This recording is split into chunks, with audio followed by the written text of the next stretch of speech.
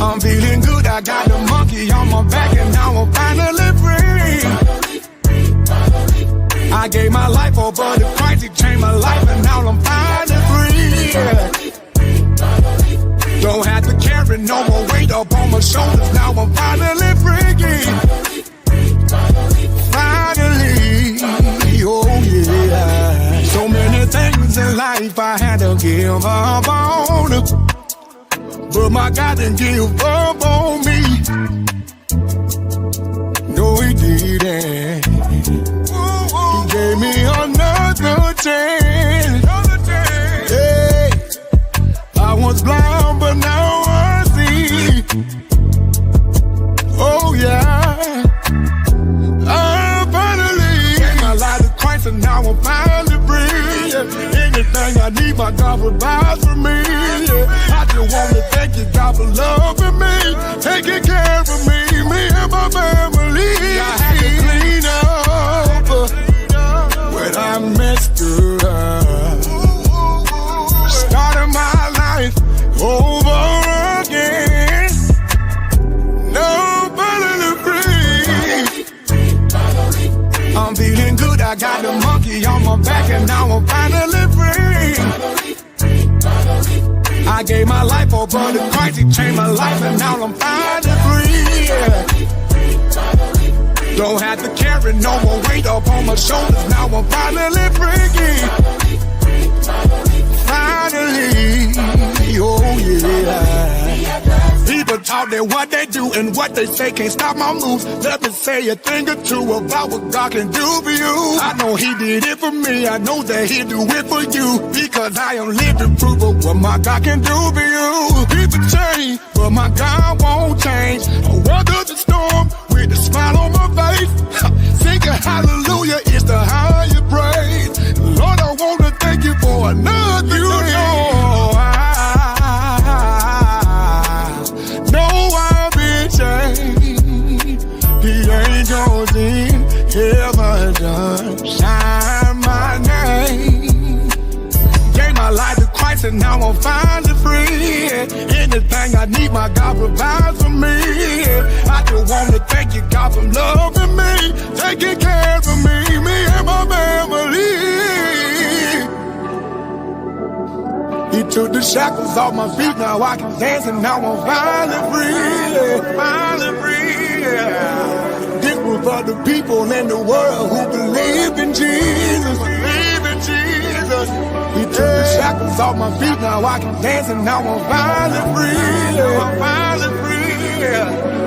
This was for the people in the world who believe in Jesus. I'm feeling good, I got the monkey on my back and now I'm finally free. I gave my life over to Christ, he changed my life and now I'm finally free. Don't have to carry no.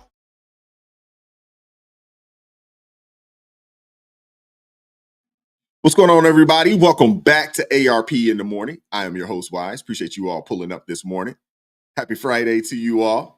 Yes, D, it is Friday. Happy Friday to you. She said Friday. I love it. I love it. Hey, I tell you, man, every time I listen to, Finally Free, man, that first line, it always gets me, man. You know, it gets me all the time, man. It really does, man. That's all jams, man. It really does. But I appreciate you guys pulling up. Shout out to Ed Mar, first in the chat this morning at 8:40 a.m. this morning, man. Appreciate you, brother. Appreciate you pulling up this morning. As always, supporting the channel. Shout out to you, Redefined Queen. Appreciate you pulling up this morning. What's up, Scott Jung? What's up, Christy? Chi-Town in the house. Appreciate you pulling up. What up, Zephyr? How you doing this morning, sister? Appreciate you pulling up. Thank you very much. What up, Big Job 4? Take care of the family. I know you got the grandbabies today. Shout out to you, man. Wisconsin. All right. What up, Larry Montgomery? How you doing this morning? Appreciate you, Ken Long. Appreciate you pulling up. Glad when Michigan in the building. Appreciate you. What up, Lori? How you doing? Dave McCauley, how you doing this morning? Hope all is well. What's up, Shelby? Lynn, Alabama in the house. Scott Jung out of, what is that? Savannah, Tennessee. Is that right? I believe that's right. What up, Theo Flies High? How you doing? What's up, Reza? How you doing this morning, brother? Peace and blessings to you. Appreciate you pulling up this morning. What up, Donald? How you doing this morning? Mr. Lovejoy, Colorado in the house. Shout out to you guys, man. Appreciate you. Doing very well this morning. What up, Distorted One? How you doing? Appreciate you pulling up. What's up, C. Burgie? How you doing this morning? Steve Bergie, how you doing? Appreciate you pulling up this morning. What's up, Marianne? How you doing? Hey, Marla. What's up, Jane? How you doing this morning? Appreciate you all pulling up this morning. Hope you guys enjoyed the music, man. It's a good Friday, man, to get the day started and to get the weekend started, you know. But that first line there, you know, when he says, so many things I had to give up on, but my God didn't give up on me, man. What?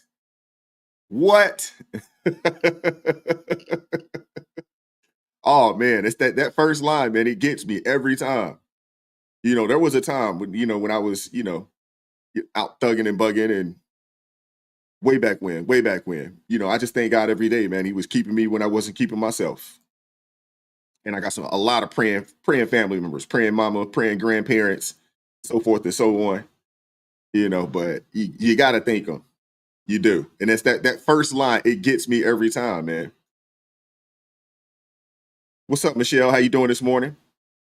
Good morning, Lena Harris. How you doing this morning? Uncommon Overcomers. Appreciate you pulling up.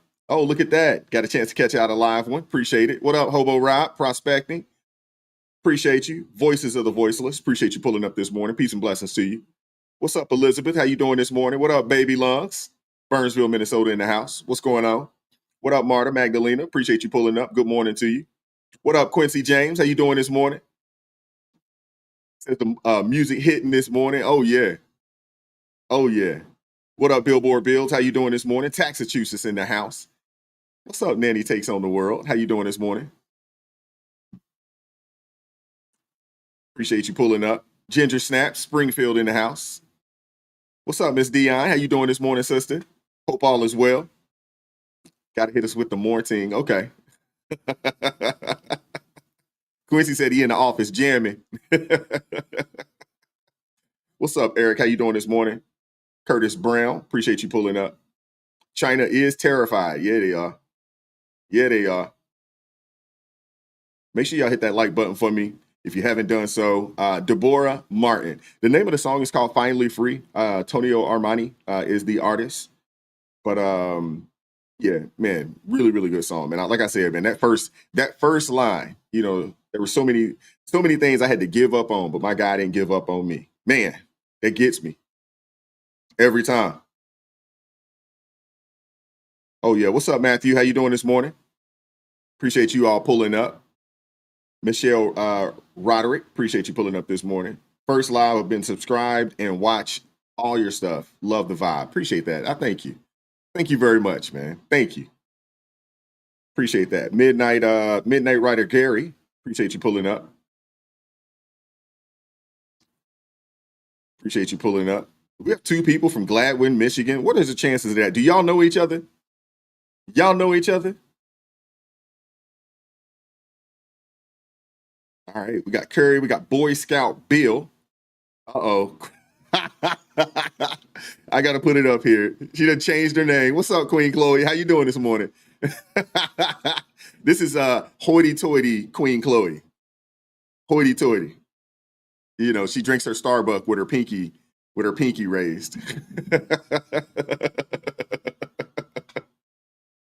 That's hilarious. What's up, Danny? How you doing this morning?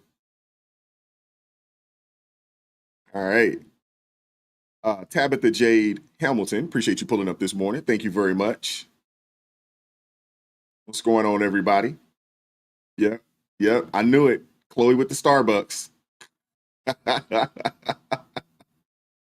Y'all are hilarious. We got a lot to get into. We got a lot to get into today, man. We got a good show today. We are going to have a call-in show today. So if the mods, I'm not sure what mods are in here today. I don't know if Renee is in here or not. But I know Zephyr's in there. Just remind me as we get closer to the end so I can make sure that I put the link down there in the chat. Tabitha from Indiana, appreciate you pulling up. What up, Tootie Bug? How you doing this morning? Christy says, well done. What up, Ace Brigade? Cincinnati in the house. Y'all got that the chili over the noodles. I like that. What's the name of that place? Skyline Chili. That's it. I like that place, man. I like the Skyline Chili. It was the first time I ever had it. I was like, man, spaghetti noodles with chili on top. But hey, don't judge it until you try it. It's actually hitting for real. It's actually hitting. What's up, PK Krillin? How you doing this morning? Savannah, Tennessee. That's PK Krillin. Scott Jung, Nashville, if I'm not mistaken. Sorry about that, Scott. What up, Norman Walter? Appreciate you pulling up this morning. Man. All right, man. Let's get into it, man. Let's get into it. Oh, next time I'm in Cincinnati, I'll try to reach out to you. It's been a little bit, but that daggone man, that Skyline Chili is hitting. Goodness gracious. All right, so we got to get into it, man. Let's get into it real fast. We got some breaking news that came out yesterday. That seems to have the political world buzzing. U.S. House of Representatives, they just passed the Safeguard American Voter Act, or Voter Eligibility Act, which, everybody knows or affectionately calls the SAVE Act. And it's a big win. It's a big win for America. It's a big win for election integrity. The bill did pass 220 to 208, with 4 Democrats jumping ship to support and vote with Republicans. 0 Republican members opposed it. And we got to get into it real fast. So let's talk about what the SAVE Act is all about. It requires documentary proof for citizenship to register to vote in federal elections, aiming at stopping non-citizens from voting. I mean, it's pretty straightforward, if you ask me. Pretty straightforward. And honestly, it's common sense. But the left is screaming that this could disenfranchise millions of Americans who might not have the proper documents, like a passport or a birth certificate. I mean, that right there just doesn't make sense to me. What up, MJ? How you doing this morning, brother? Appreciate you pulling up. Y'all go over and check out WTF for real. If you guys are into, music reactions and things of that nature, make sure y'all go check that brother out. He's doing great work over there, man. Great work over there. We're going to have to get him on the show as a contributor here in the near future. In the very near future. But this bill, it cracks down on mail-in voting. It cracks down on election workers, or more or less threatens election workers, with up to 5 years in prison if they register someone that does not have the proper paperwork, even if they do it by mistake. So you won't get, did it on accident and get a reprieve. No, not at all. This bill, it's headed to the Senate, and it's going to take 60 votes to beat the Democratic filibuster. And Lord knows they are going to filibuster. You already know it. So the fight on this, it is far from over. Far from over. And speaking of fights, you've got to see how the Democrats are losing their minds over this, because they're calling it voter suppression on steroids. That's what they're saying. Representative Laura Friedman from California, you knew it would have to be a representative from California who says some of the most outlandish things. She said that this would make it too hard for women to vote. That's what she said. Leave it to a Californian politician to say something silly like that. Leave it to them. Before we get going, man, make sure y'all hit that like button for me if you haven't done so already. Super chats will stop the show. Super thanks will stop the show. If you want to support the channel, join the ARP family, or you can buy your man a coffee. That link's in the description box below. Let me see.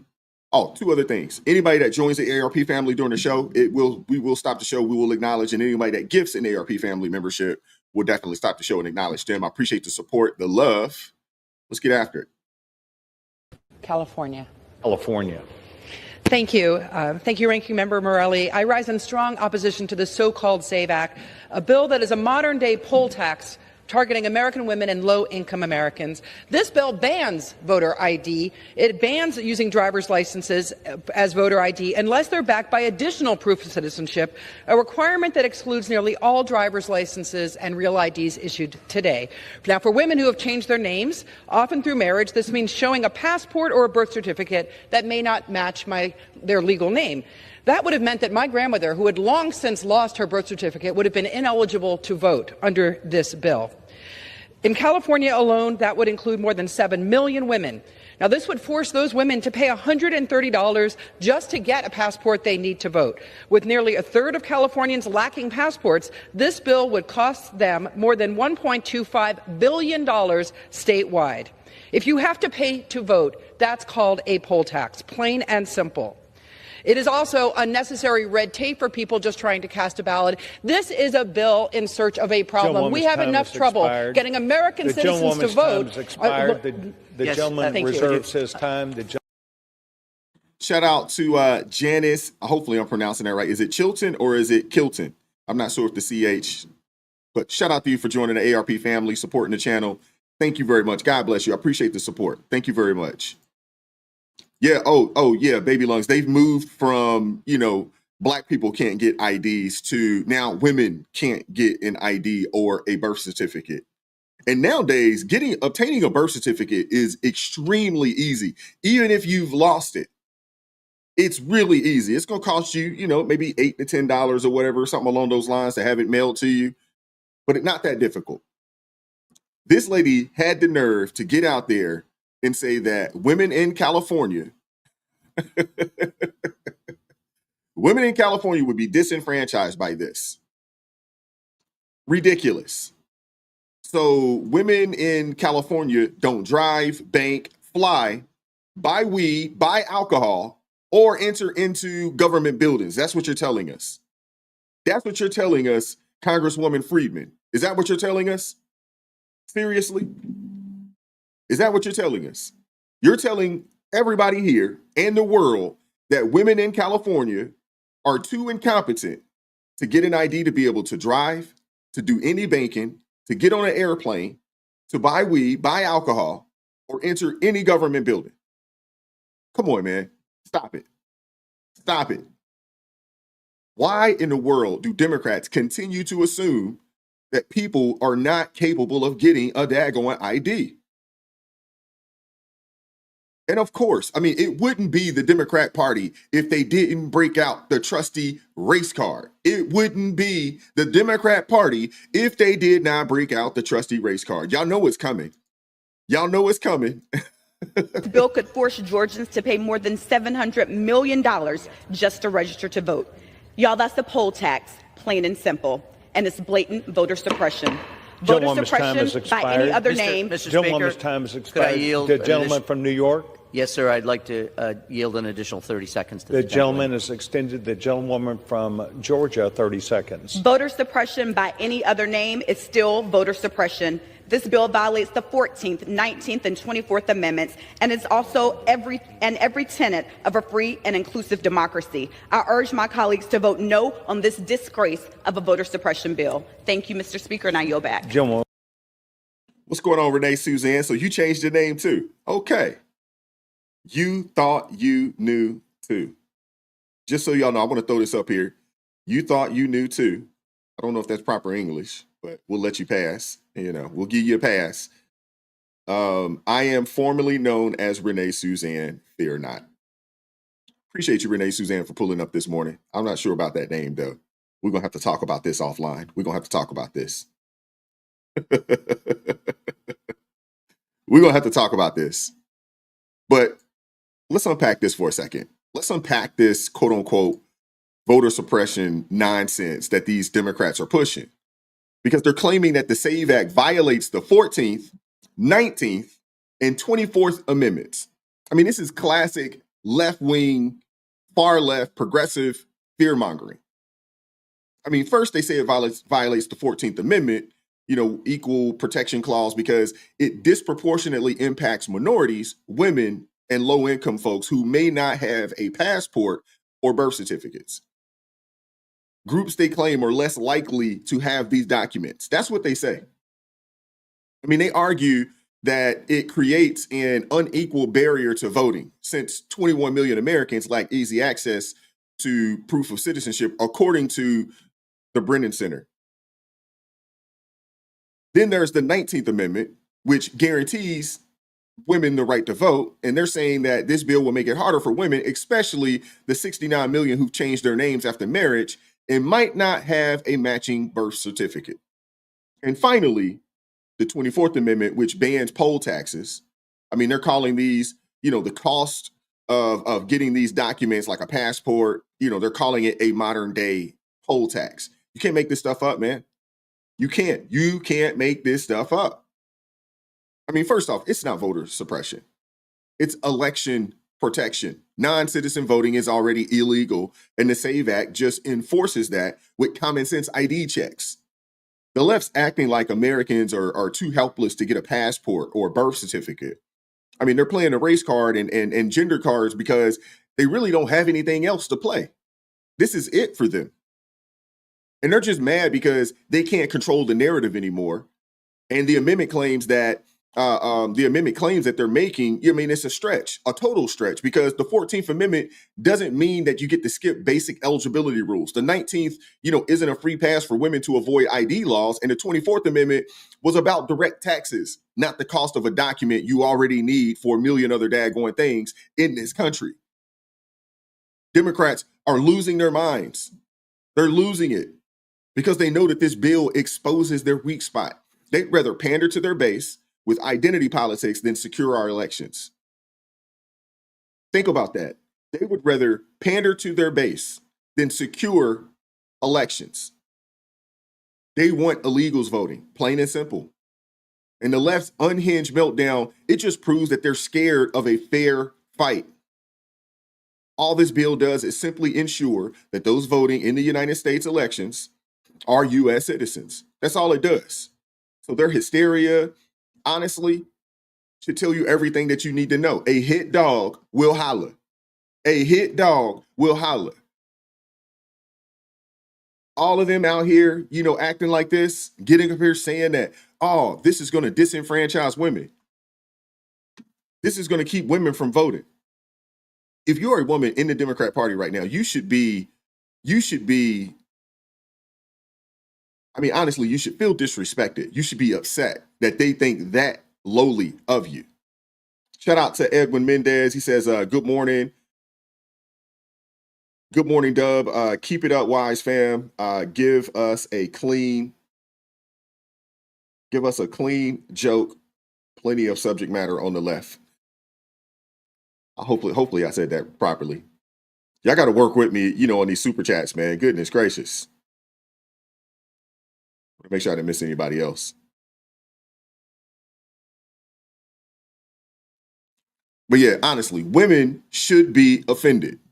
They should. For a lady to get up there and say, hey, y'all are incapable of getting a passport or an ID. Now, online, all I hear is women talking about how much they traveling outside of the country. That's all I hear. Or women that talk about they love to travel. Last time I checked, there isn't a plane that you're getting on without an ID. There is not a plane that you're getting on without an ID. Last time I checked. Seriously. Last time I checked, there isn't a plane that you are going to get on without an ID. Shout out to Renee Suzanne. Thank you very much. Or should I not say your name? You thought you knew too, for gifting 5 ARP family memberships. Thank you very much, sister. Appreciate you supporting the channel. Thank you very much. But the grandstanding, the hysteria that's coming from these people, it really should tell you, or actually it should tell you everything that you need to know about these people. But the Democrats disconnect. It doesn't stop at the SAVE Act. They're out of touch on so much more, especially when it comes to the real struggles Americans are facing. These people are so busy crying about voter suppression that they're ignoring the chaos that their policies have caused in cities across the country.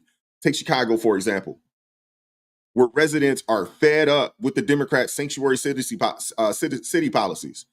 And they're not holding back. The left thinks that they can just keep pandering to illegal immigrants while lifelong citizens get pushed to the side. But the people are waking up.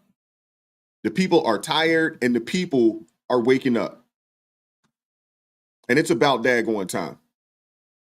It's about daggone time, man. This bill could force Georgia Chicago's status as a sanctuary city coming under heavy criticism at a House hearing in Washington. A resident from Chicago unleashing on Democrats for embracing policies that she says don't have to face in their day-to-day lives.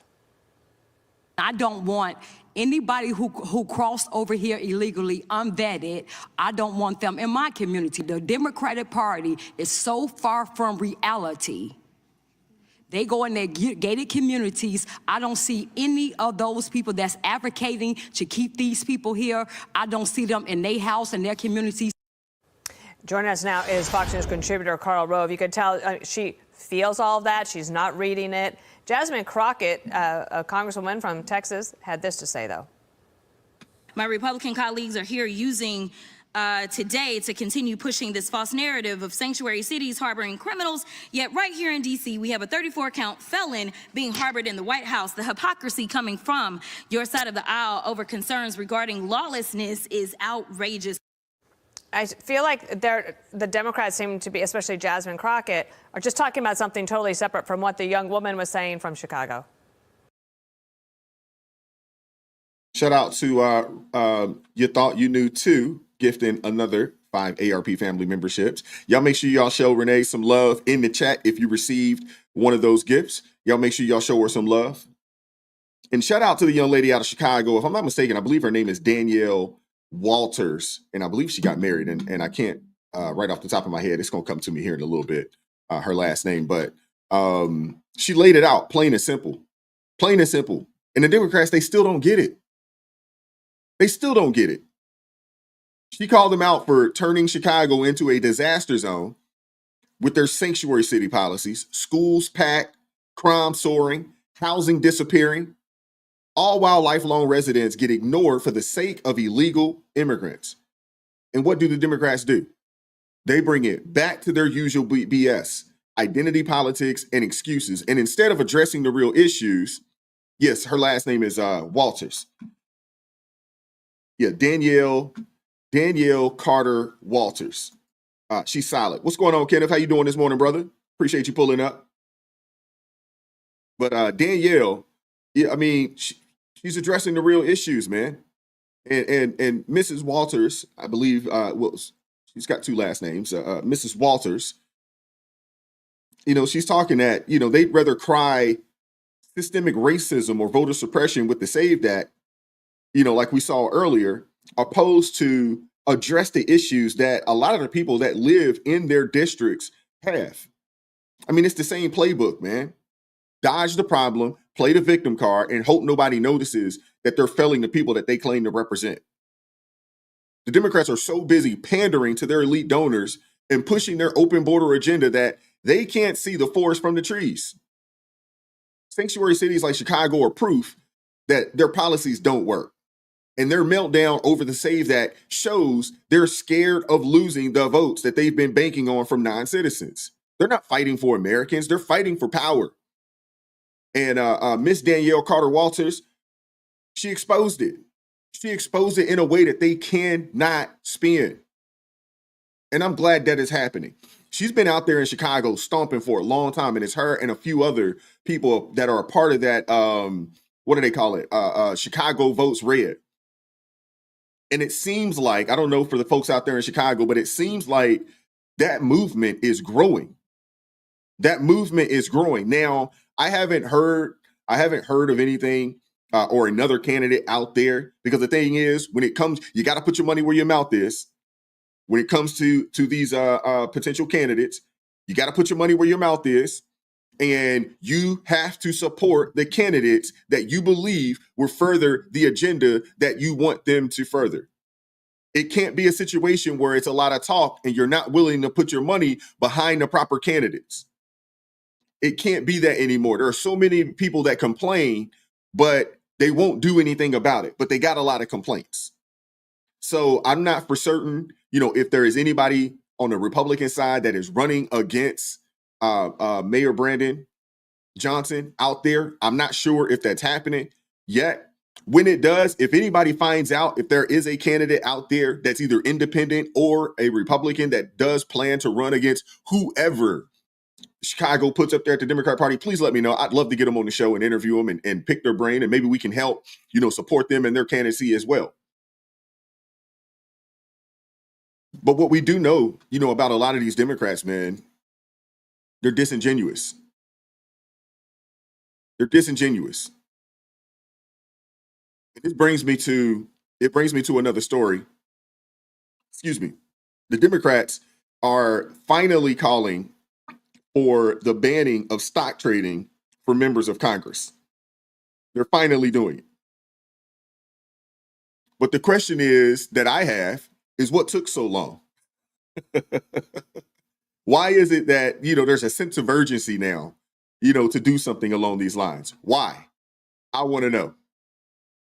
Seems to be doing, from tweeting people to buy stock and then later announcing his development on taxes. If people are pissed about insider trading here at the House, look at what's happening at the White House right now and with the Republican Party. Do you think he knew what he was doing when he sent out that message about stocks before he made the announcement?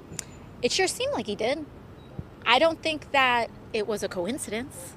I don't think that Trump just coincidentally said buy stocks and then shortly later made an announcement that dramatically inflated and dramatically raised a lot of these asset prices. And,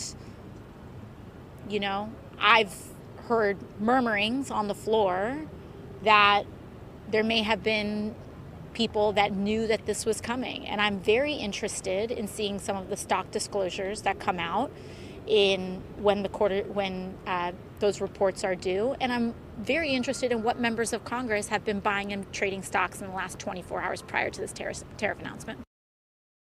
There you have it. There you have it. Sandy Ocasio. There you have it. Sandy Ocasio is calling for investigation into stock trading because of Trump's tariffs moves. Let's call this what this is. Let's call it what it is, man. This is pure hypocrisy from the Democrats. Pure hypocrisy from the Democrats. For those of you guys that don't know, why, I called her, Sandy Ocasio, is because that's the name that she went by prior to, really jumping into, her AOC. That's the name that she went by, Sandy Ocasio. I don't know, maybe that's just what we should call her from going forward. Shout out to Jane. Thank you very much, Jane, for joining the ARP family. Thank you very much. I appreciate you. God bless you. Thank you for supporting the channel. How do you say that last name? I want to try it.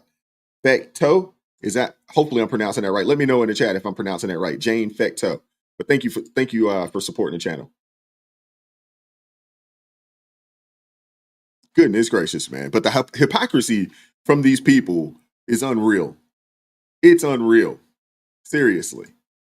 I mean, they're only jumping on this bandwagon now. They're only jumping on it because of Trump's tariffs. The pause, it sent the markets soaring. And they're mad that they didn't see it coming. That's the only reason why.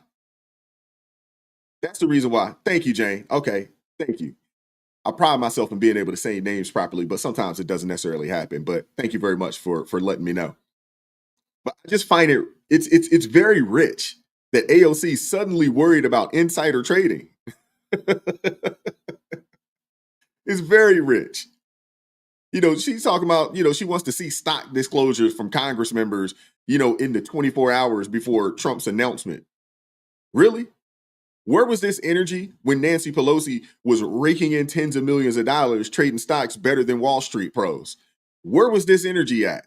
Where was the smoke for Nancy Pelosi, who's been an active trader for years?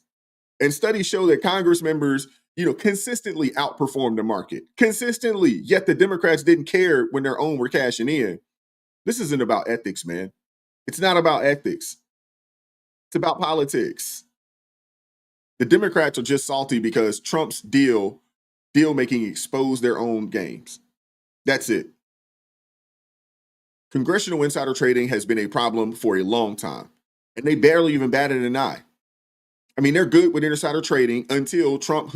And I don't even know if what he did, you would, I guess, categorize it as insider trading. I don't know. I don't know if you could categorize it as that, because this is what happened. While these folks were so, while they're, all on this pro banning, stock trading in Congress, which I am 100% for. Ban all of these people from being able to trade stocks individually. Ban it all. I'm 100% with it. But I don't think that's what happened in reference to Trump.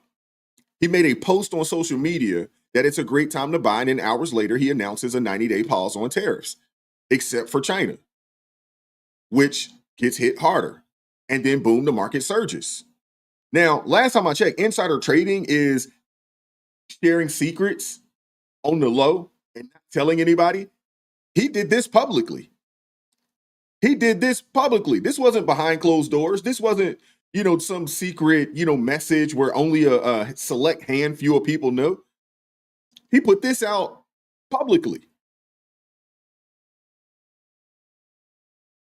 Like, what are we talking about? Everybody knew it. If you were paying attention, if you follow, you're like, oh, snaps, market's about to boom. Democrats are losing their minds, man. They're losing their minds. Like, it's almost like President Trump is living rent-free in these people's minds. Seriously. They're claiming that, this is some kind of financial crime, but I just don't see it. The president of the United States made a public post telling everyone to buy, and somehow that is considered insider trading. I don't know how. The post was public for everybody. Now, unless you're saying that it's insider trading to share information with the average American citizen, maybe that's what it is. I don't know.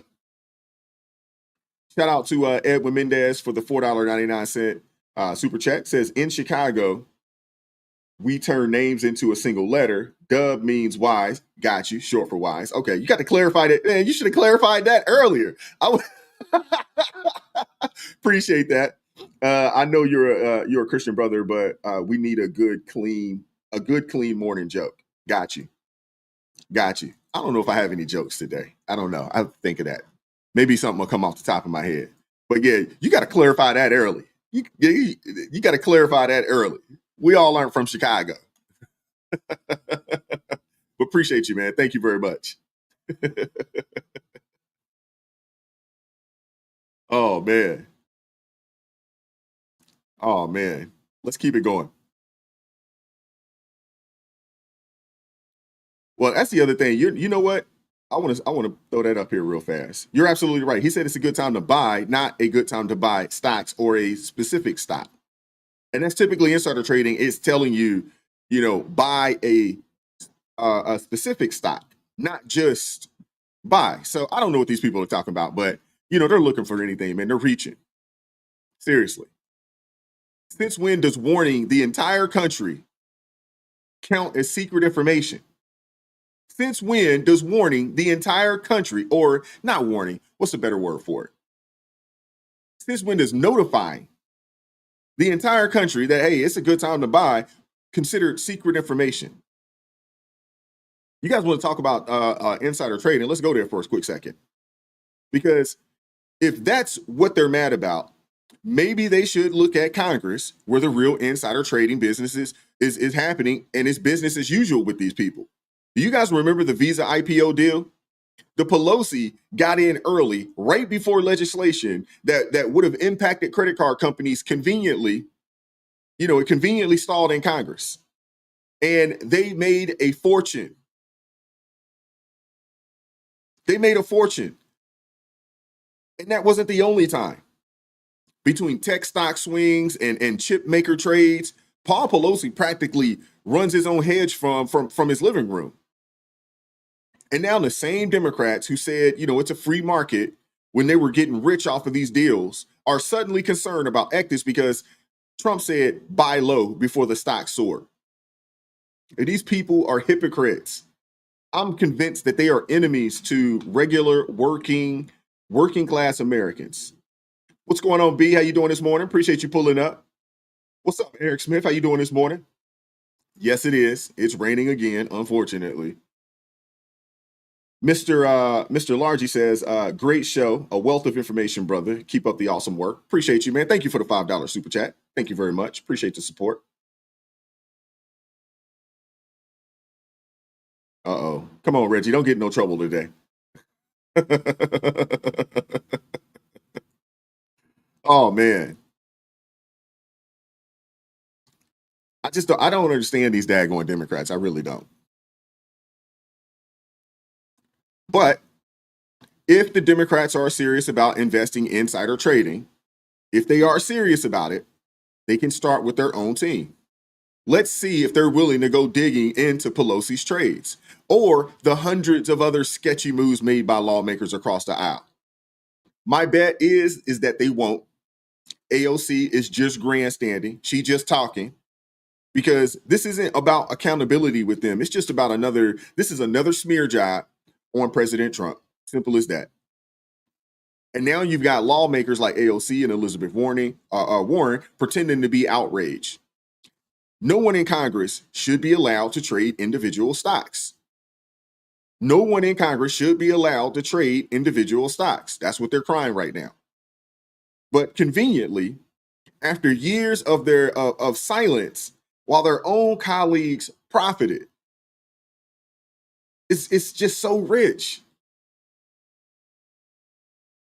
Suddenly, they care, about this.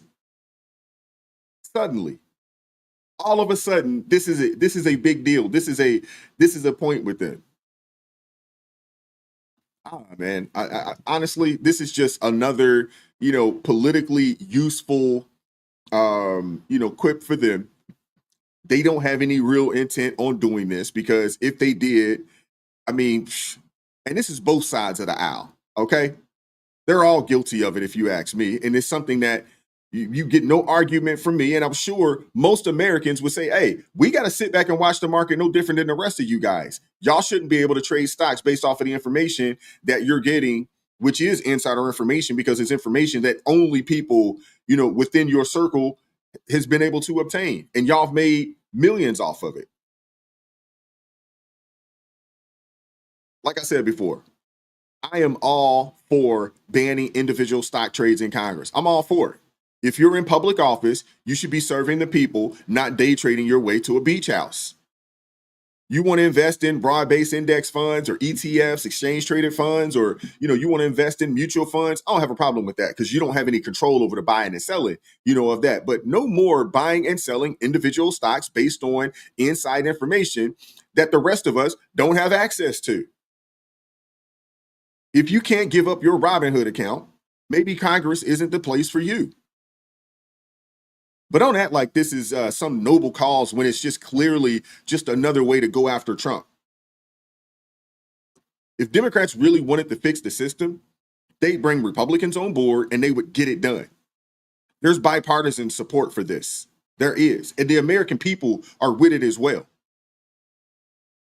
But we all know they won't. We all know they won't because it's never about reform. It's always about control with these people. So we know they have zero interest in actually doing anything. We know this. Big Job 4, you're absolutely right. Just another spin from the left. You are absolutely right, sir. Nancy Pelosi says no to banning congressional lawmakers from trading stock. It was in response to a question about a report that found dozens of members of Congress violated a law meant to stop insider trading and prevent conflicts of interest. Here's what Pelosi said. Because this is a free market and people, we're a free market economy. They should be able to participate in that. So it's a free market when you're doing it. It's a free market when you're doing it, but not now. But not now. These people are hypocrites, man. They really are. Hypocrites. They're not even trying to hide it anymore. They're not even trying to hide it anymore. And Kevin O'Leary, who's been on fire lately. Kevin O'Leary, who has been on fire lately. He went on Don Lemon's show and called he called the whole lot of them out. Oh my gosh, man. I don't know if you guys had a chance to see it. I'm sure none of you guys watch Don Lemon's show, but you guys got to see it for yourself, man. Woo! Check this out. I'm helping you with your Trump derangement syndrome. Let me interpret. I don't have what Trump happened in the derangement White House. syndrome. Trust me. I'm not. And again, listen, I'm not a Democrat, so don't even try it. I don't have Trump derangement, but It I am doesn't a matter what realist. your I have stripes eyes are. and ears. He's celebrating entrepreneurship. These are individuals that obviously had positions in the indexes, in the markets, as I do. I've been watching my net worth vary by 20%, some days 5% in an hour, up and down. And I understand why that's happening. I've also learned in my life, you can't time the market. If you missed that upside yesterday, you basically left, 4.5% on the table. You're not going to get back maybe. So it's really a crazy time. And I agree with that. But trying to tie insider trading to market volatility, Don, I love you, honey, sweetie, poopsie, but it ain't going to happen.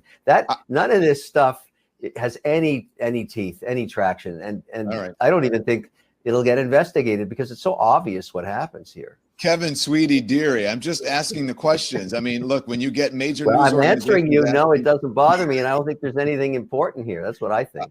All right, pumpkin. All right, so let's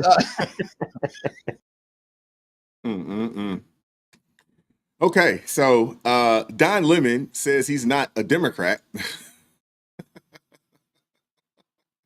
If that is true, if that is truly the case, what is he then? I mean, is he just a full-blown communist? I mean, let's be real. This whole meltdown from the left has nothing to do with principle and everything to do with projection. They're furious that Trump pulled off a bold move with the markets and it didn't crash like they hoped it would. These people, like Batya said, they are shorting America.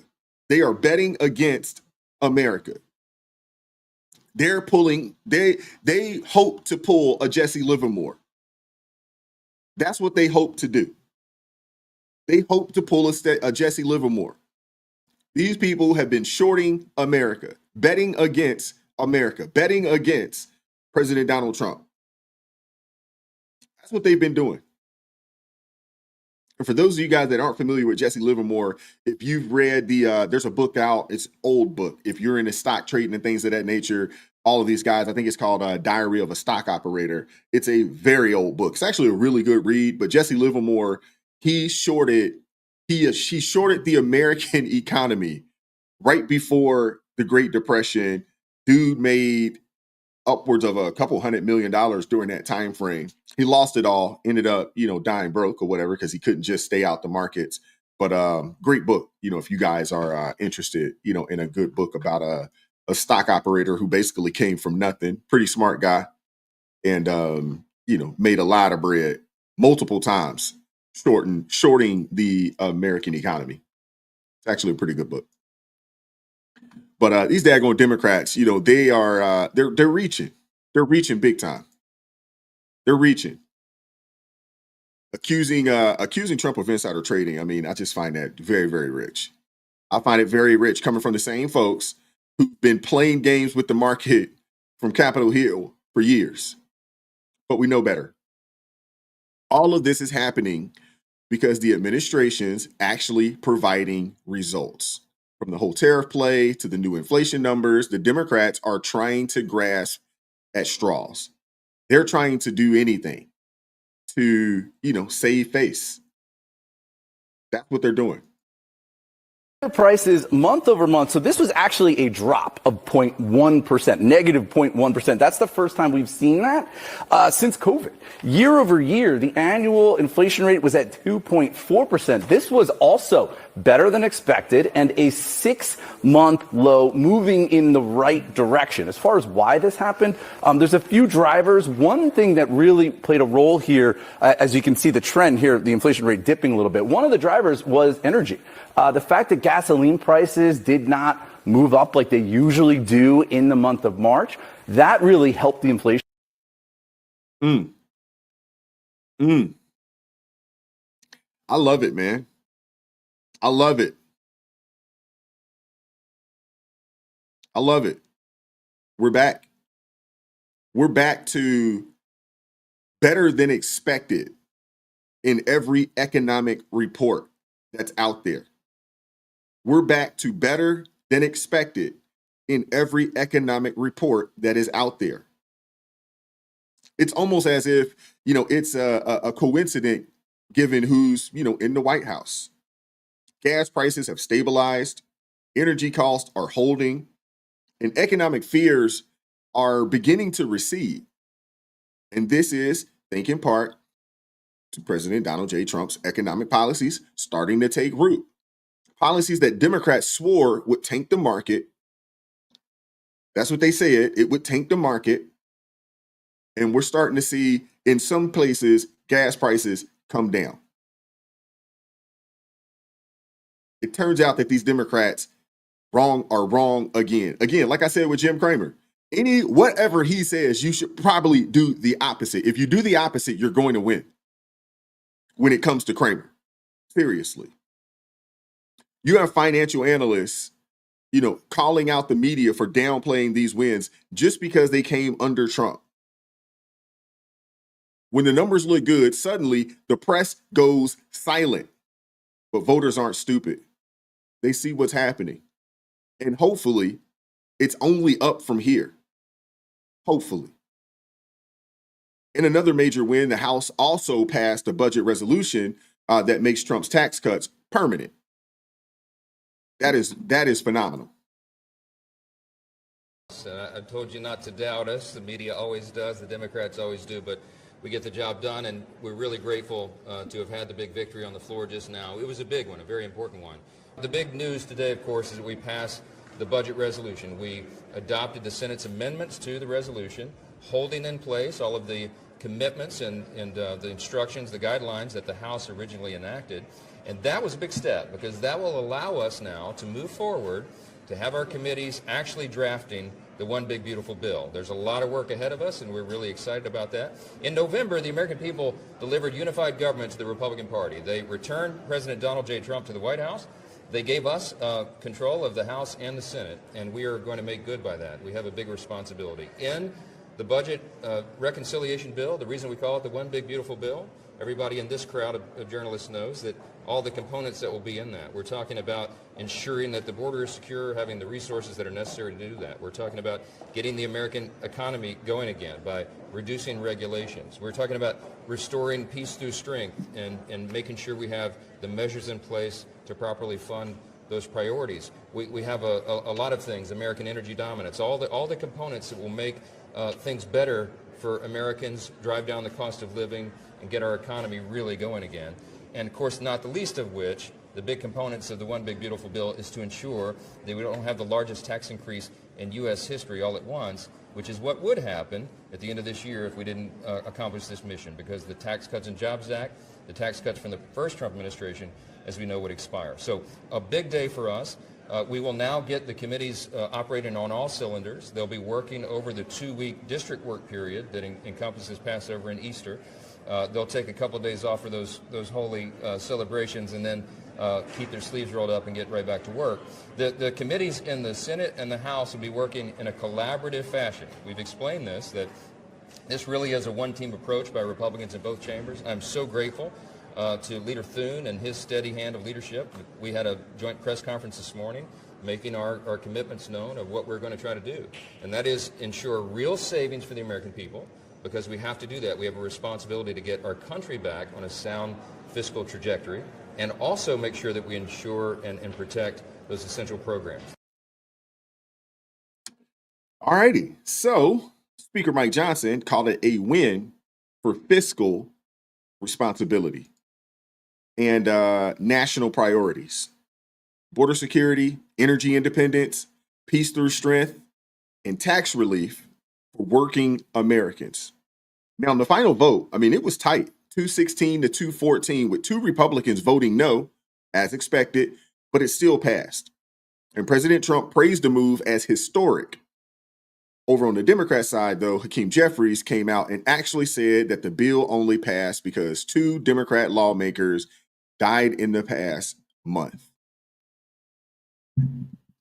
Oh, man, sometimes I wonder about these people, man. I really do.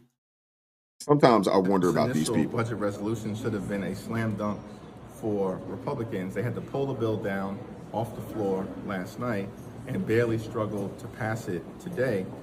We had two tragic deaths in the House Democratic Caucus. Had those deaths not occurred last month, Republicans could not have even passed the bill today.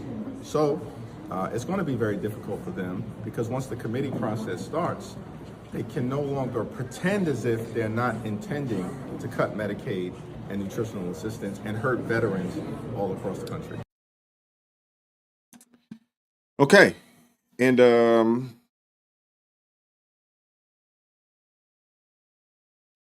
of course, you have other Democrats out there like Chuck Schumer who are parroting the same tired script, you know, tax cuts for billionaires, Medicaid cuts, exploiting deficits.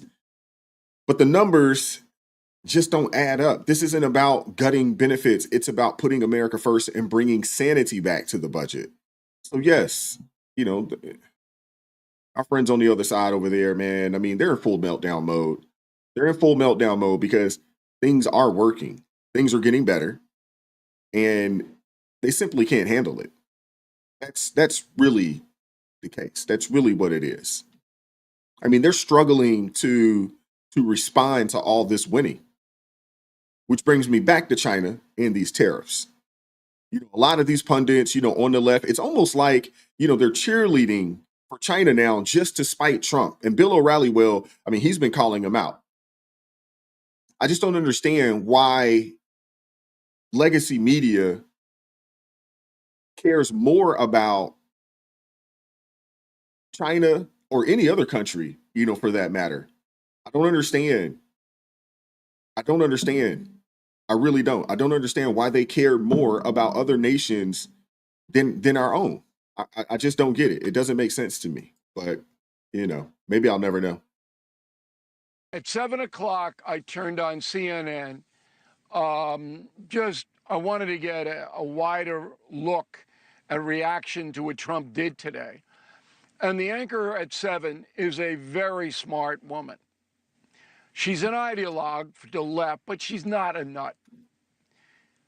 To my shock, she was almost sympathizing with China. Let me tell you about China. They are the worst cheaters on the planet.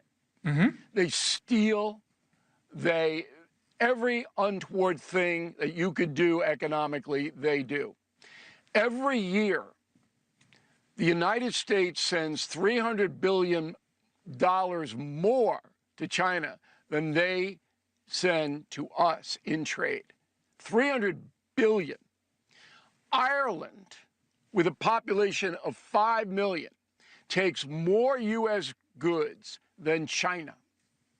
Ireland. China blocks U.S. goods from coming into their country. So I don't care whether their tariffs 5,000%. Yeah, no, this seems to be this seems to be about remaking and putting China in a box, right? And there's a lot to that. It's I not. think, No. It is a game of chess, but it's more than that. It's a throwdown. We've had enough. You heard Trump say it. Right. You're building your military you're building your military off U.S. dollars. We're financing their military by the trade deficit. You're building that military to a point where war will be inevitable. Because you are stockpiling weapons and men to an extent that you don't need to be defensive. Trump knows this. But I want to get back to the American media. They don't know it because they hate Trump so much. Okay. They never report the truth. They never report the big picture. They never give you the danger of China, ever. Hey, I know a lot of people don't necessarily care for Bill O'Reilly, and you know, he's doing his own thing independently, and he's not doing bad, you know, over there independently. But you can't refute anything that he just said. You can't refute anything that he said. You just can't. You can't. You can't refute a thing that he just said. The U.S. imports over $439 billion in goods from China. China sends far more to us than we send to them. That imbalance is dangerous. That imbalance is dangerous. Yet liberals, they want to insist that China is just a trading partner and not an enemy. They insist that China is just a trading partner and not an enemy. And that mindset is reckless. It's reckless.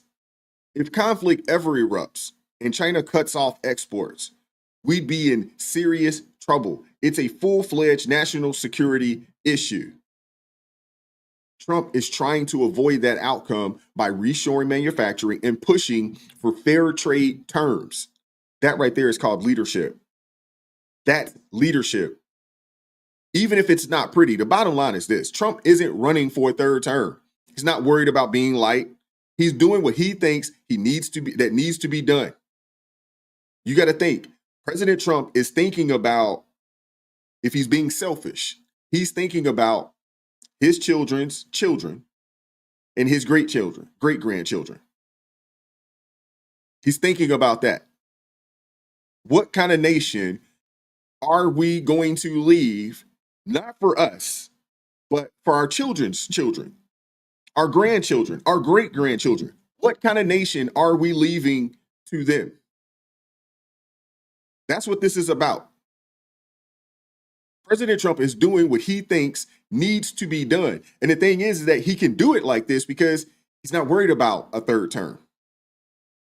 So he can go full speed ahead with no concern of a third term. Seriously. He is doing what he thinks needs to be done, whether the people like it or not. Chaos, maybe, but results, absolutely. Kevin O'Leary's been vocal about this too.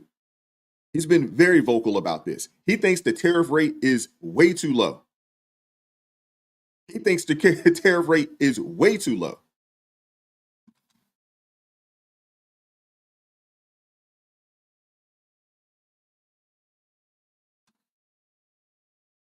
This morning. Hey, Kevin, what's your reaction to this now? I guess when they went over the math, it's not 125%, it's 145%, the U.S. tariffs on Chinese goods. I've been an advocate for raising it to 400% in one move to force Xi to the table, because this narrative with China is not just about tariffs. Since China joined the WTO, in 2020, or it's actually 2000, they have not abided by the rules in any single year.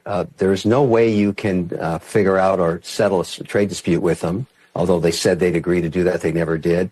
They have been constantly stealing American IP, including many from my companies. We have not been able to litigate there. There is no resolution available to us. They are using our financial markets. I have to compete with Chinese companies that don't abide by GAAP, listing on NASDAQ and the New York Stock Exchange for investors' dollars, and I am forced to comply, and they're not. They're allowed to use our legal system to sue me here in the United States. I can't do the same in China. So I'm just one hand. I put up my hand. I was testifying yesterday at the China hearings in Washington, and I said I've had enough. And I expect you, lawmakers, and the administration to finally go to task and settle this once and for all, because I don't care if it's 1,000% tariffs. They have to come to the table now and not just settle this trade war. They need to settle all of this unbalanced situation. We need, all of us, look, I have nothing against the Chinese people. I love the Chinese people. All of their contributions to culture over the millennia is well documented. It's the government.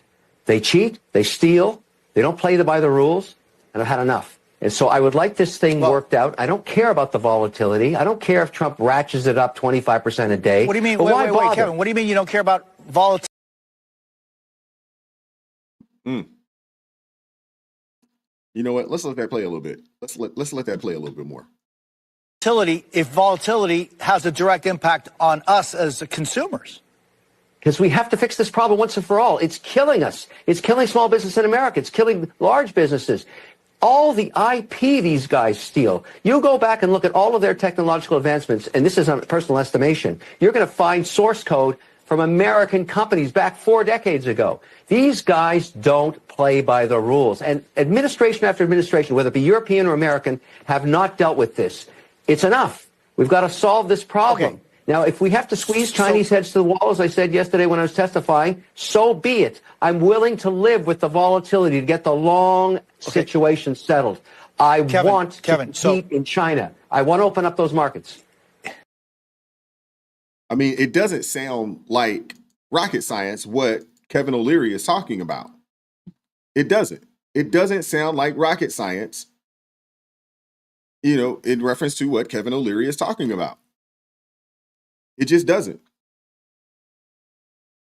We're going to open it up here in a second. I'm going to drop the link in the chat for anybody that would like to pull up, want to add anything to the conversation today.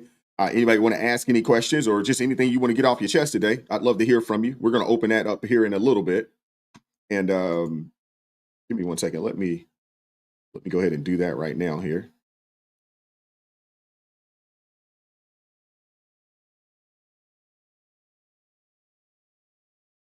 But I mean, who can refute what Kevin O'Leary said? And honestly, man, I think he's speaking for a lot of us. He's speaking for a lot of us who are fed up. O'Leary, you know, a guy who does business in China, says that they've been cheating for decades in the World Trade Organization. And no one's had the guts to take him on until President Trump came along. He's echoing what we've been saying. This isn't just about tariffs. It's about taking back control and protecting Americans from being at China's mercy. I don't understand how hard that is. O'Leary's line, "I've had enough," is exactly how millions of Americans feel. Whether it's cheap imports flooding our markets, or the risk of China cutting us off in a crisis. The left might call this tariff talk reckless, but O'Leary's doubling down, saying that China doesn't want to play. They don't want to play fair. They don't want to play these games because they know that President Trump means business. They know it, but they also know that not just here in America, but in Europe, there's been a lot of greedy people, but a lot of weak people that have basically bent over backwards and allowed China to just take advantage of everybody. And I'm glad that somebody is finally deciding to step up and do something about this. This is the kind of no-nonsense leadership that we need. Someone who's not afraid to hit China where it hurts and bring manufacturing back home. The Democrats can cry all they want, you know, about global cooperation. And a lot of these people are globalists. They want this. They want this. They want this globalist agenda to be pushed. That's why they're so, you know, quick to defend China, not knowing that if China ever got the chance, they would knock all our heads off if they got the chance. Everybody knows this. If they got the chance, they would knock everybody's heads off. They want to be the number one superpower. The reality of it is that no one wants them to be the number one superpower based off of their track record. And the thing is that what we do know is that if they ever found themselves in that position, it would not be good for the world. It just wouldn't. O'Leary and Trump, they're focused on results. And that's, you know, what's making America stronger. And also, you know, it's what's making these daggone Democrats, you know, making them so unhinged. I mean, let's face it, man. Democrats, they don't want solutions. They don't want solutions. They want control. They want to be able to push their liberal, you know, Marxist ideology, move us to, you know, this globalist agenda, be willing to, you know, bend over backwards to China and allow them to take full control. They would love to be able to do away with our Constitution that gives us the rights that we have. They would love it. These people want full-fledged control. That's why they can tell you that they'll scream and holler all day that, hey, we're against slavery, but you're okay with China's form of slavery that's happening right now. They're okay with slave labor. They're okay. They don't care. These people want control, whether it's blocking election integrity or inventing scandals to undermine economic wins. I mean, the pattern is clear, but the tide is turning. I mean, Trump's policies are showing results. The GOP is passing legislation that puts American citizens first, and Americans are paying attention. We're paying attention, and these people are frustrated behind it. And I don't know if you guys had a chance to see check out the video that I put out yesterday. A host of people did it in reference to Tiffany Cross, the lady who got fired from MSNBC or MSDNC. And she was talking about, do you want your iPhone to be $3,500? I mean, I'm not buying a brand new iPhone right now, so I don't care. I ain't buying a brand new iPhone right now, so I don't care. But these people are the same folks that say, Trump's agenda, it's a colonizer mentality. But what you think China's trying to do? When they get a chance to take Taiwan, they will do it. And if we don't bring those chip factories back in this country, they're going to have full control over everything across the world. People do not understand this. So you don't want American colonizing, but you're okay with China doing it? I mean, it's crazy. Goodness gracious, man. Before I bring Kenneth on here, I want to make sure I show some love real fast to Jennifer Jansen. Thank you very much for supporting the ARP family via Buy Me a Coffee. Thank you very much. Shout out to Delora Parrish for the $25 Cash App. Thank you very much. Appreciate you supporting the channel as well. God bless you, sister. And shout out to Janice, is it Chilton? Thank you for the $25 support via Buy Me a Coffee. Appreciate you. She says, keep up the good work. Thank you very much for supporting the channel this morning. Really, really appreciate it. God bless you, man. Thank you guys, man. I really, really appreciate it. But let me get Kenneth in here real quick. What's going on, Kenneth? How you doing, brother? Good morning, Chief. How you doing, man? Hey, man, I can't complain, man. Blessed as always, man. Blessed as Absolutely. always. Yeah, let us know where you calling in from. Man, calling in from Nashville, Tennessee. Nashville, Tennessee. Yes, Cashville. sir. Cashville. What's going on? Absolutely. All right, Man, what so you got for us? I just wanted to kind of tap in on the China situation, right? Go So, for it. man, so here's my thing, right? My grandma always told me, my grandfather always told me, no two people say the same thing about you if they know your history, if they know your track record, right? I've asked my mother, you voted Democrat for 40 years. What have you gotten out of that? Right? And you know what my mother rebuttal was to that? Nothing. So I'm just like, okay, so we're voting Democrat 40 plus years. We got nothing, and we it at some point it has to become common sense, right? So when you look at the China situation, when you hear, China want to up these tariffs and hey, well, we're going to charge you this or we're going to charge you that. We are the biggest consumer. We buy from you. Yeah. So and we're, like you said, we're funding your military at a deficit. Make it make sense. Like it don't make sense to me. And this type of stuff, like I really wasn't into politics like 2-3 years ago. But when I started realizing, like, hey, I tell my daughter, I tell my son this, as well as my nieces and my nephew, hey, what I'm doing today, when I voted for Trump for today, this is for generations after me. right? This is for my son, if he has kids, my nieces and my nephew, if they we aren't supposed to enjoy the time right now as far as what we going through. It's okay, yeah, we got to go through a little pain, but this isn't for us. This is for the generations down the road, man. So to kind of just tap in on that China situation, like I me personally, I'm willing to play the long game. I'm willing to sit in the house.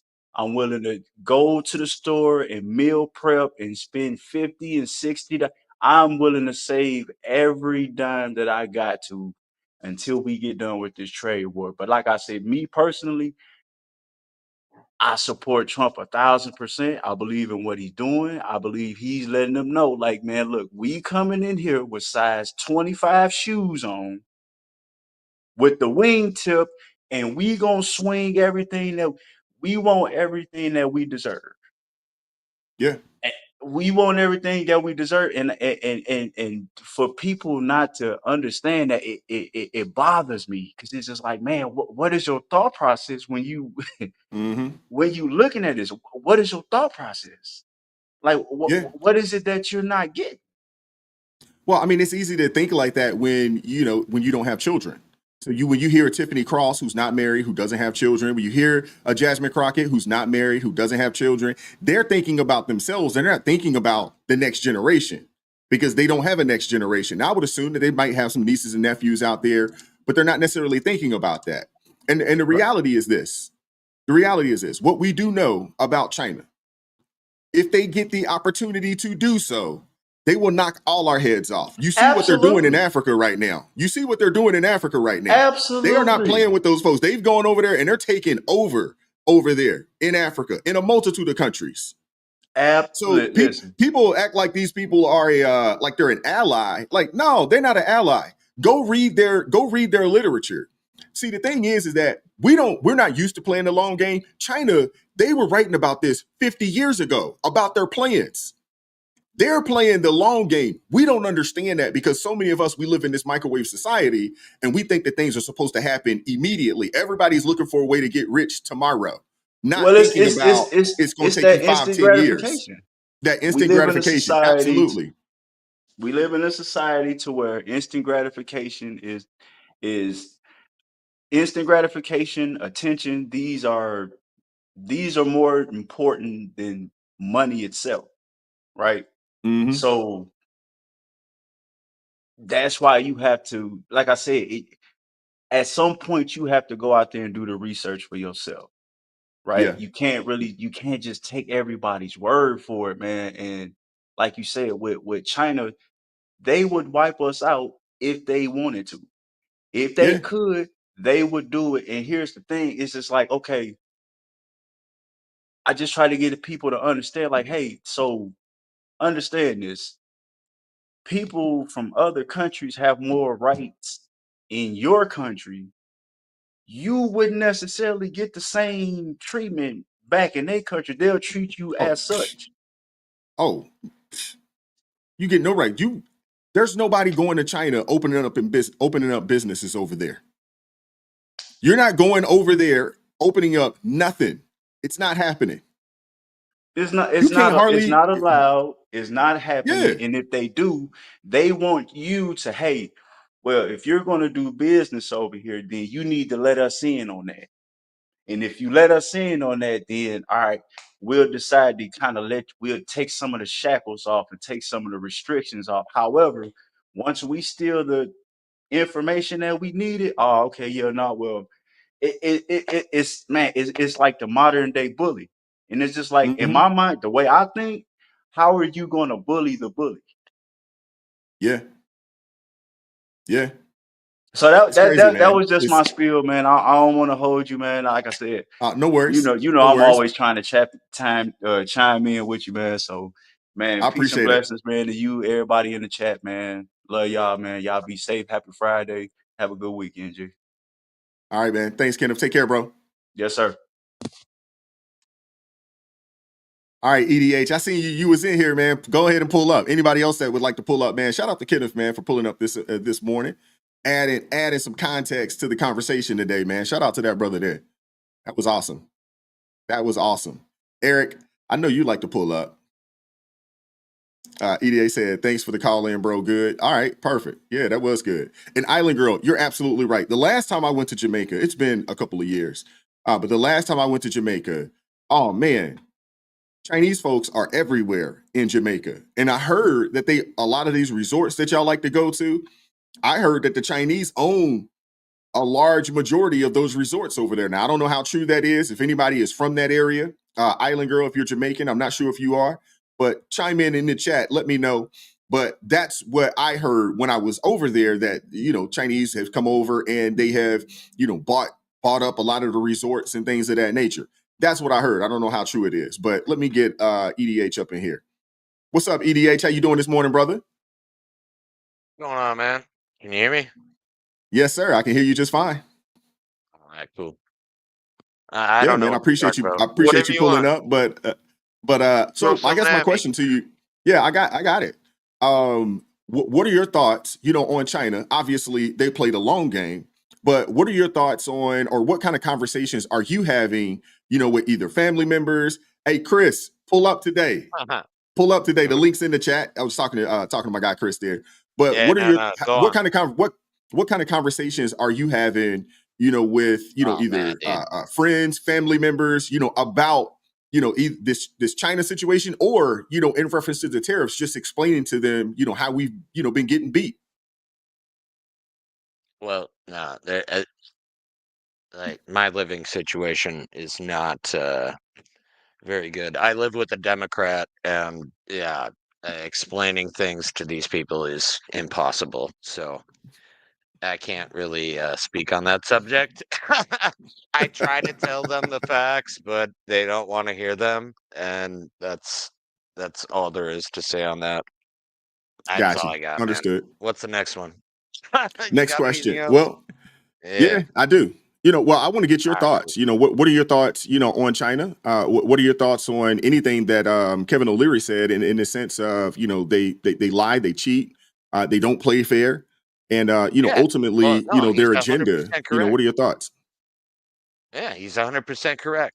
I mean, so Trump put a tariff on them, and then they decided, okay, we're gonna manipulate our currency, and at the same time we're gonna jack up our tariffs on you.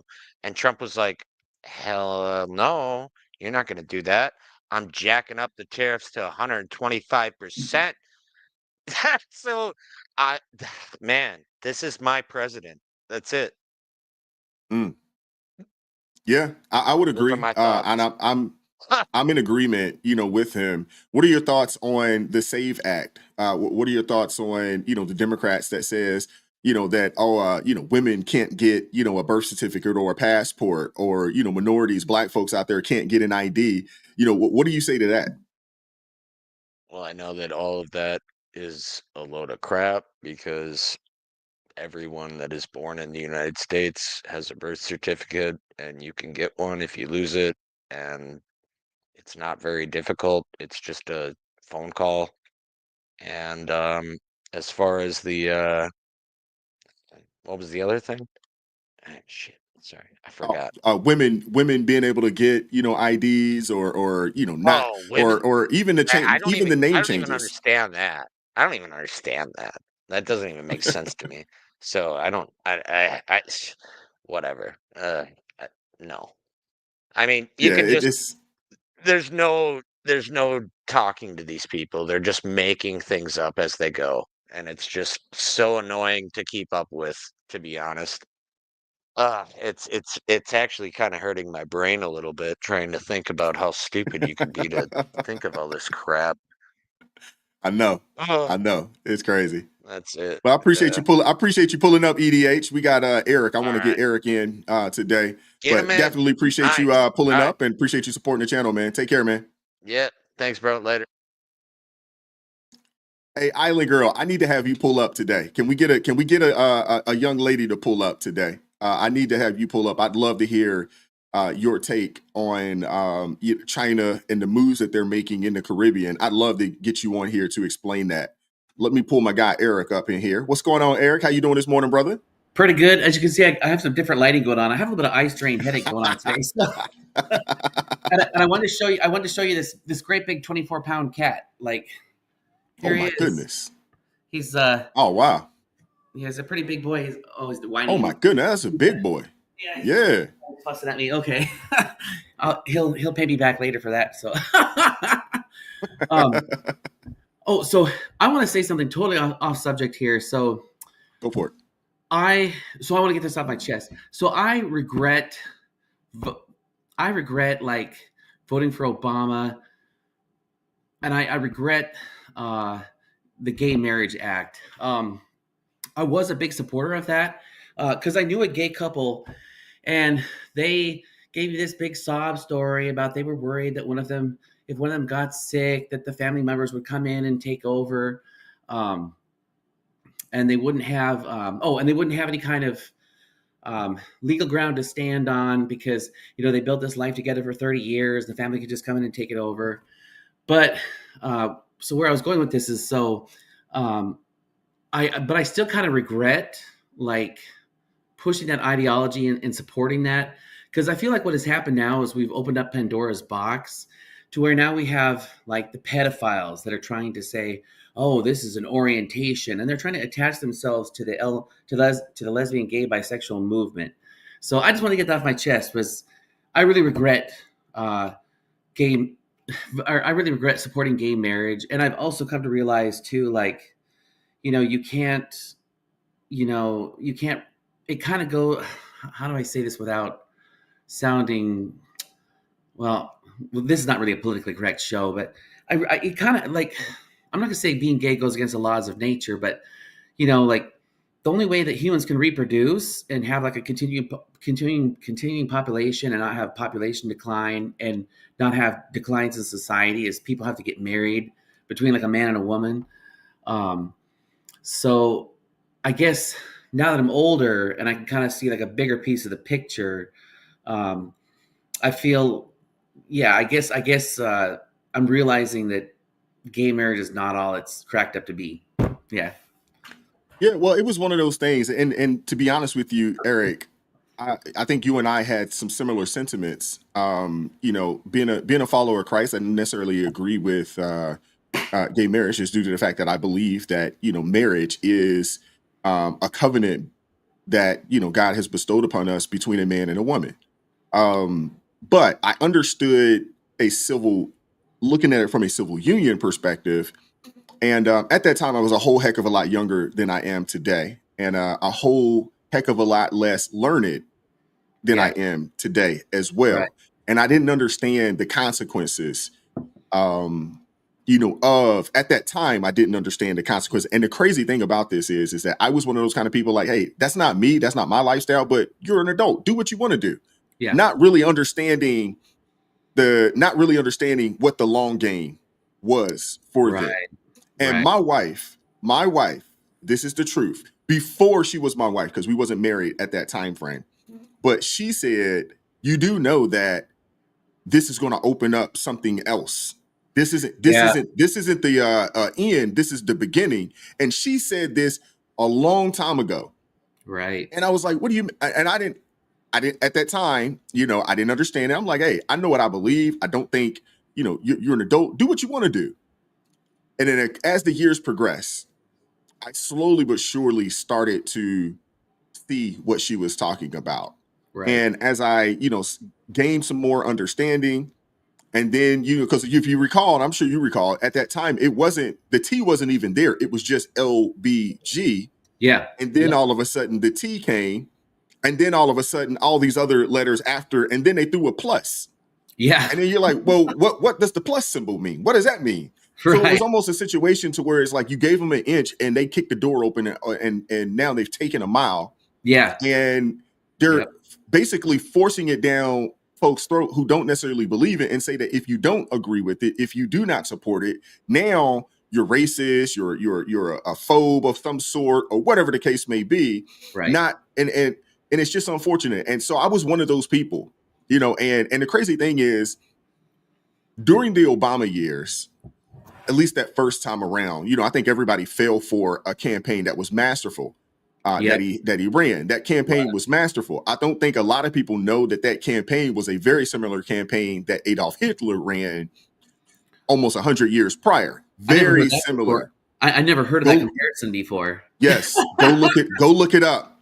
Okay. Go look it up. I will. When they start talking about the hope and change and that type of thing, dude, it's almost word for word identical to the similar slogans that were used during Adolf Hitler's run in Germany way back when. Just go do some research on it, and I will leave that there. But take some time and go do some research. It was a masterful campaign that he ran.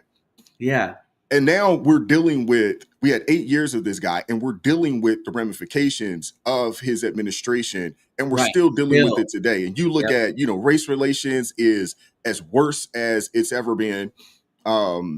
It's honestly, I almost think it's worse than it was, in the 50s, 60s, when you start thinking about the relations. You look at how expensive healthcare has gotten. And the thing is that a lot of his policies, they were not his policies. He's just the one to implement them. The healthcare, that Affordable Care Act, that was a policy that Hillary Clinton wanted to implement in the 90s when Bill Clinton was in office. And it got knocked down. I don't know if you've read anything from Rush Limbaugh, but I've read a few of Rush Limbaugh's books recently, not way back when, because, he kind of got, he had a kind of a bad reputation. And then you go and start to read him. It's like, man, this dude's actually common sense. But it was after the fact. But he talked about it and was like, he said what it would do. He wrote a book. It came out in the 90s, and I can't think of the name of it off the top of my head. I have it here on my bookshelf. Mm-hmm. But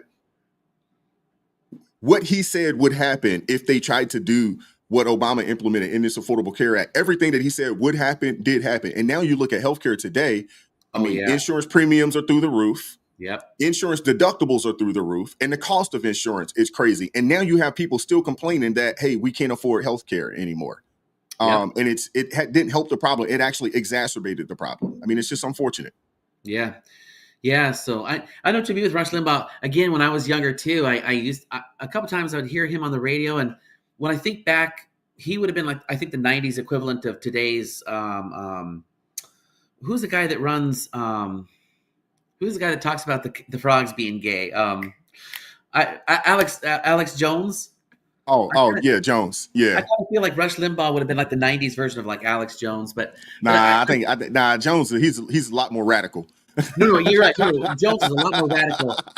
But I do remember like in the 90s listening to Rush Limbaugh, and I even in the 90s again because I was younger. I was like, man, this guy kind of sounds really almost kind of bigoted and kind of weird and kind of funny. But yeah, now that I'm older and I look back and I'm like, oh wow, like if you go back and listen to him or go and read, any of his books, you'll be like, man, this dude was actually spot on. But of course, anybody that talks like that, even now, anybody that talks like that, would be considered a bigot, a homophobe. You would be considered, a racist or whatever the case may be. Anybody that that would espouse those types of ideas, know. So here's what it is. But I got a couple more people I got to get to. Okay. Appreciate you, Eric. Appreciate you pulling up, man. Thank you very much, man. Bye. Take care. All right. Shirley, if you want to pull up, you got to connect your microphone. If you want to pull up. Let me get my guy, Chris in. And Asa guy, I see you down there. I'm going to get you up too. Actually, I'll bring both of y'all up. What's up, Chris? How you doing this morning, brother? Good. About yourself, Wise? I can't complain, man. Blessed as always. Blessed as always. What's going on with you, man? Just living the dream. Trying to make a buck. I hear that. Yeah. Waiting for YouTube to make some decisions. Well, that's unfortunate. Hopefully, but the new channel is it's already monetized and everything, right? Well, it's hit the monetization stats, but I'm waiting for YouTube to go through their 2 to 3 week. Their process. Yeah. AdSense. I saw because I had to build a new AdSense account, so that's been attached now, and I'm in this. Hey, we're reviewing it. It'll take 2 to 3 weeks. Okay. Well, it's a process. Patience is a virtue. Patience is a virtue. Not one that I have. Understood. Shout out to PK Krillin. member for 1 month, says he's stuck at work. I'll get to put up one of these days. I'll pull up one of these days. Okay, appreciate that, man. But what you got for us, Chris, man? What are your thoughts, on China? What are your thoughts on the SAVE Act? Wherever you want to go, floor is yours. I am loving this whole. I don't call it a trade war. I'm firmly in the Kevin O'Leary camp that we have to right the wrongs. We have to put China in a box in its place. They have been basically ripping off the U.S. for 2.5 decades. They've been dumping cheap subsidized material on the U.S. market, and then using that money to fund their military while they don't play by the rules. If you look at Kevin O'Leary, what he talks about, the fact that they have never played by any of the rules, not just they skirt some of them, they don't play by, they don't follow any of the agreed rules for the WTO. As he said, he can't litigate in their courts. They steal IP. My wife has done business in China with a whole group of Amazon sellers, and they all talk about the fact that as soon as a product is really successful, there are at least 4 Chinese made duplicates on Amazon within a week. Knockoffs. Yeah. Yeah. And the only thing you can compete on is your brand. Hopefully you have, a brand recognition that people will come back and buy from your brand because they will produce the exact same product and they'll knock 30% off of it and stick it on Amazon and compete with you. And they're your Yeah. manufacturer. They don't care. They will steal anything. And it's Yeah. about high time this stops. And so I'm with Kevin O'Leary. Uh, Trump can, I understand what Trump's doing, ratchet it up little by little. I had to laugh when Kevin O'Leary told that host, I want 400% tariffs. I want Xi Jinping on a plane tomorrow. Yeah. But the other Absolutely. thing, but the U.S. is waging a multi-pronged war on this thing.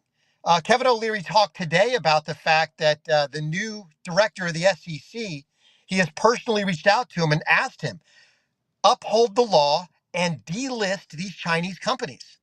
Delist them. They don't follow Mm-hmm. GAAP accounting rules. You can delist them, and they're selling shadow shares because an American cannot own, unlike vice versa, an American cannot own any part of a Chinese company. No, not at all. Those Not at all. shares listed on the Nasdaq and the the OTC counter, and even those on the that make it to the NYSE, you are buying shadow shares that have absolutely no ownership. They have no voting rights. All you're buying is essentially a share of whatever profits they chose to report. Yeah. So those need to be gotten rid of. The other thing that's been happening, I think they paused it, but the United States has issued, for a couple days at least, a $1.5 million port call charge on all Chinese-made ships, and they're cratering the Chinese shipping industry, the Chinese shipbuilding industry.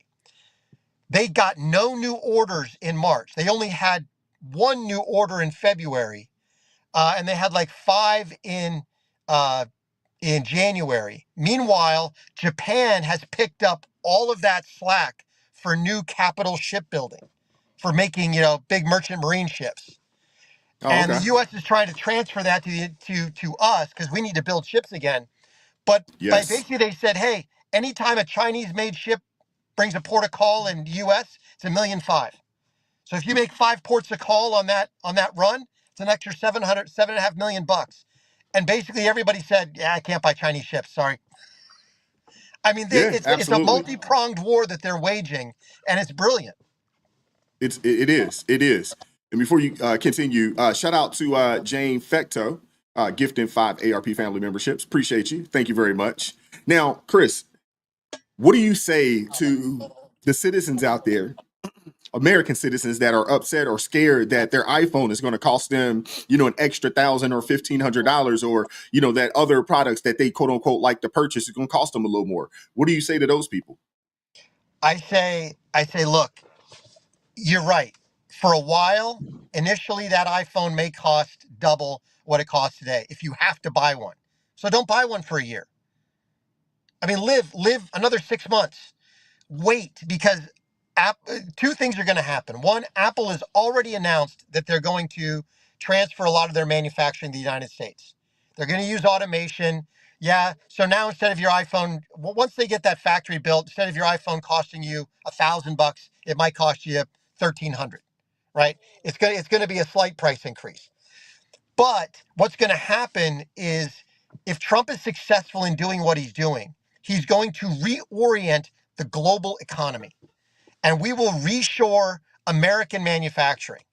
I mean, they've talked about the fact that over the last 20 years, we have lost 90,000 manufacturing plants out of America, accounting Yeah. for 6.9 million manufacturing jobs. So when Oh you yeah. think about the economic impact of take your average manufacturing worker, I mean they're not making a killing, right? But they're making 40, 50, 60 grand a year depending on, what type of manufacturing they're in, where it's at. They might even be making more.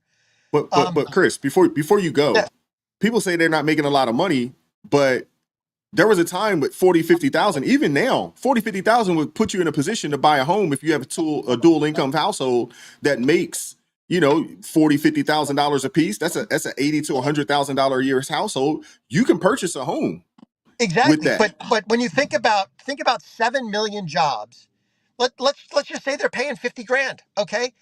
The economic impact of those 7 million jobs. So now you pay somebody $50,000. That person they have to live somewhere. They're either renting a house, they're buying a house, they're getting haircuts, they're buying food, they're buying gas, they're buying stuff at a grocery store or a convenience store, they're getting their nails done. They're taking their kid to, whatever, kids empire, the climbing club, they're enrolling him in the economic impact of a $50,000 job in America, is probably $500,000 a year in terms of all of the other jobs that it drives. Now you go take 1,000 people in a couple manufacturing plants in a rural West Virginia town. You stick them there making $50,000 a year. Now you have 400 other businesses that have to exist there, from grocery stores to gas stations to auto repair shops to, you name it, that drives economic activity and GDP across the spectrum. And so what I tell people is, just if you have to, buckle down for a little bit. If you have to, let's if we can stand ranks with the president, I believe in a year we are going to see a completely different economy. I believe the president, if you think about it, he's pulling back a slingshot.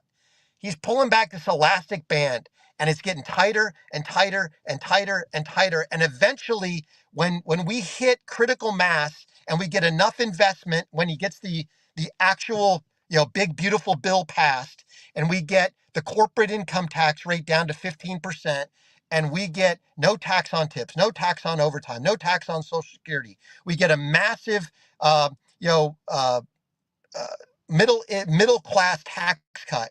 You're going to see investment flow into the United States, and he's going to start driving domestic jobs, and he's going to let that slingshot go, and this economy is going to roar.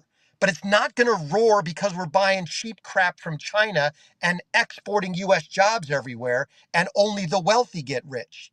You're going to see the resurgence of the U.S. middle class, the income disparity shrink on average, and now you're going to have an economy. So now your $1,300 iPhone, yeah, it might be $1,300, but you're making 10% more than you were making a year ago. And so you're like, I don't care. Instead of Yep. making 100 grand, I'm making 110. I can afford a $1,300 iPhone. Who cares? Exactly. Who cares? And to be honest with you, I haven't bought a brand new phone, and I have an iPhone, but I'm always 2 to 3 generations behind. I'll just buy a used phone. I Yeah. refuse to pay $1,000 for a phone. I'll buy the used phone, and I'll spend maybe half of that or a little less than half of that. And Well, but I would assume that there's a plethora of people out there doing the same thing, and you could do it.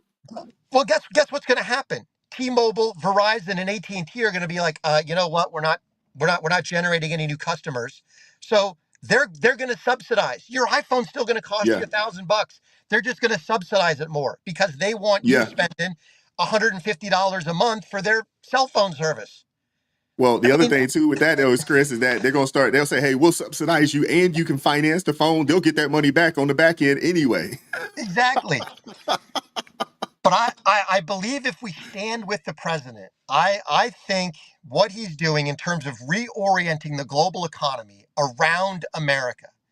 America is the center of the global economy. We only have 350 million people in this country, and we account for 39% of all consumption. For every $10 spent in the world, we spend 4 of it.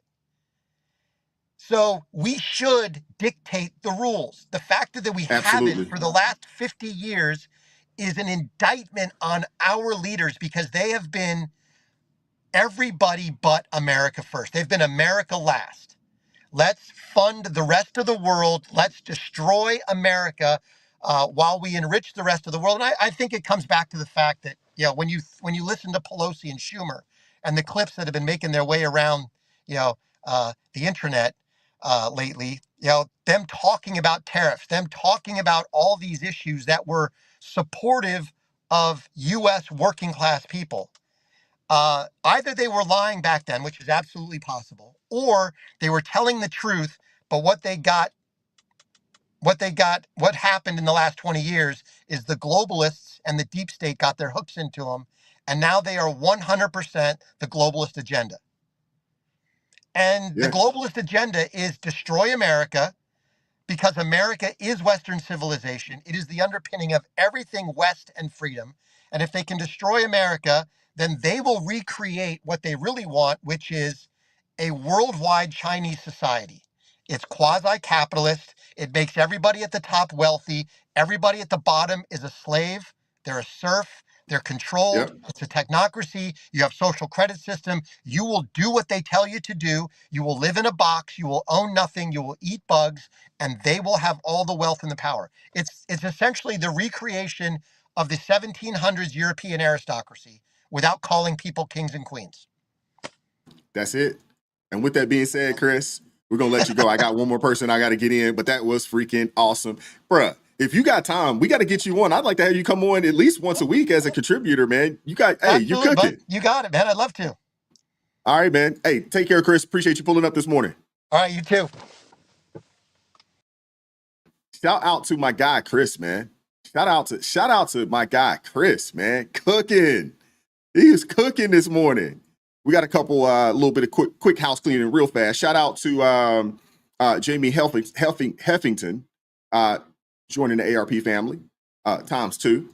Thank you very much. And then shout out to Jeff from It's Not Your Fault. Shout out to him. He says, the best indicator of future behavior is past behavior. The president's steps worked his last term, will work again. Good job, Chris and Wise. Appreciate you, brother. Shout out to you for the $11 super chat. Thank you very much. And y'all make sure y'all show Brett Montgomery some love. New mod on the channel. Shout out to Brett Montgomery, man. Appreciate you, brother. Appreciate the help and support. Thank you very much, man. That was outstanding, man. Let me get my guy Asa guy in here. What up, brother? How you doing? And first of all, thanks for having me on. Hey, that's a hard act to follow. Yeah, I was just about to say, that's like following Metallica. Okay, really? What the hell am I gonna do? What am I gonna?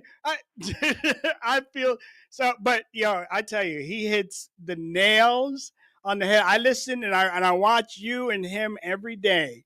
I steal so much that I can from you, but I listen to you guys and Chris. Yeah, like I said, Chris is really Metallica on steroids when it comes to politics, geopolitical, finances, everything this man knows. So if you're not watching his channel, you need to get over to his channel and listen to what he has to say on a daily basis. But also, I'm going to be coming back. I'm going to be telling you what I think about these things. I think we are on the precipice of greatness. Just like Chris said, that slingshot is pulled back, but I think it's got rockets on it too. Okay, and he's about to light those suckers off as he lets go, because the vision that President Trump has for the future of this country is way beyond what anybody else really does have. And it's just starting to come into focus for the rest of us. The puzzle that he's putting together. See, people don't realize he's had 4 years. He's had 4 years to plan this out, to think about this. Because I remember when he first got in, one of the first really telling statements he made after he had been in there maybe 100 days or so, he said, I never realized how corrupt this place really is and how corrupt all these people are. Now we're beginning to really see what he saw. Okay. And I think that it was God's will that they stole that election and gave him 4 years to think about it, to plan, to learn how these pieces move. Okay, it was a chess game that he had never played before, that he was just kind of learning, and he had all these forces against him.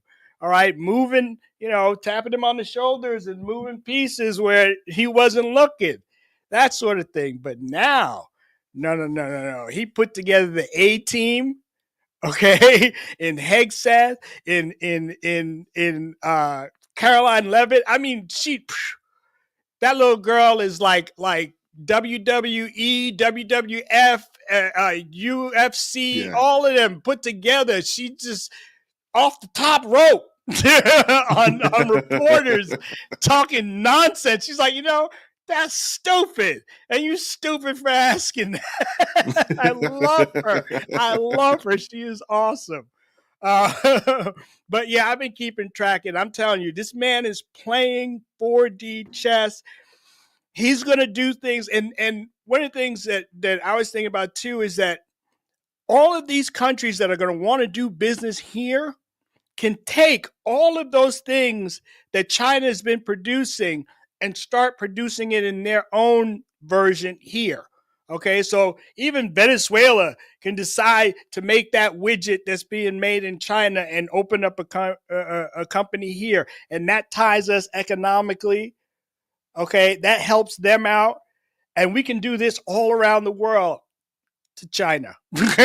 China can go take a walk.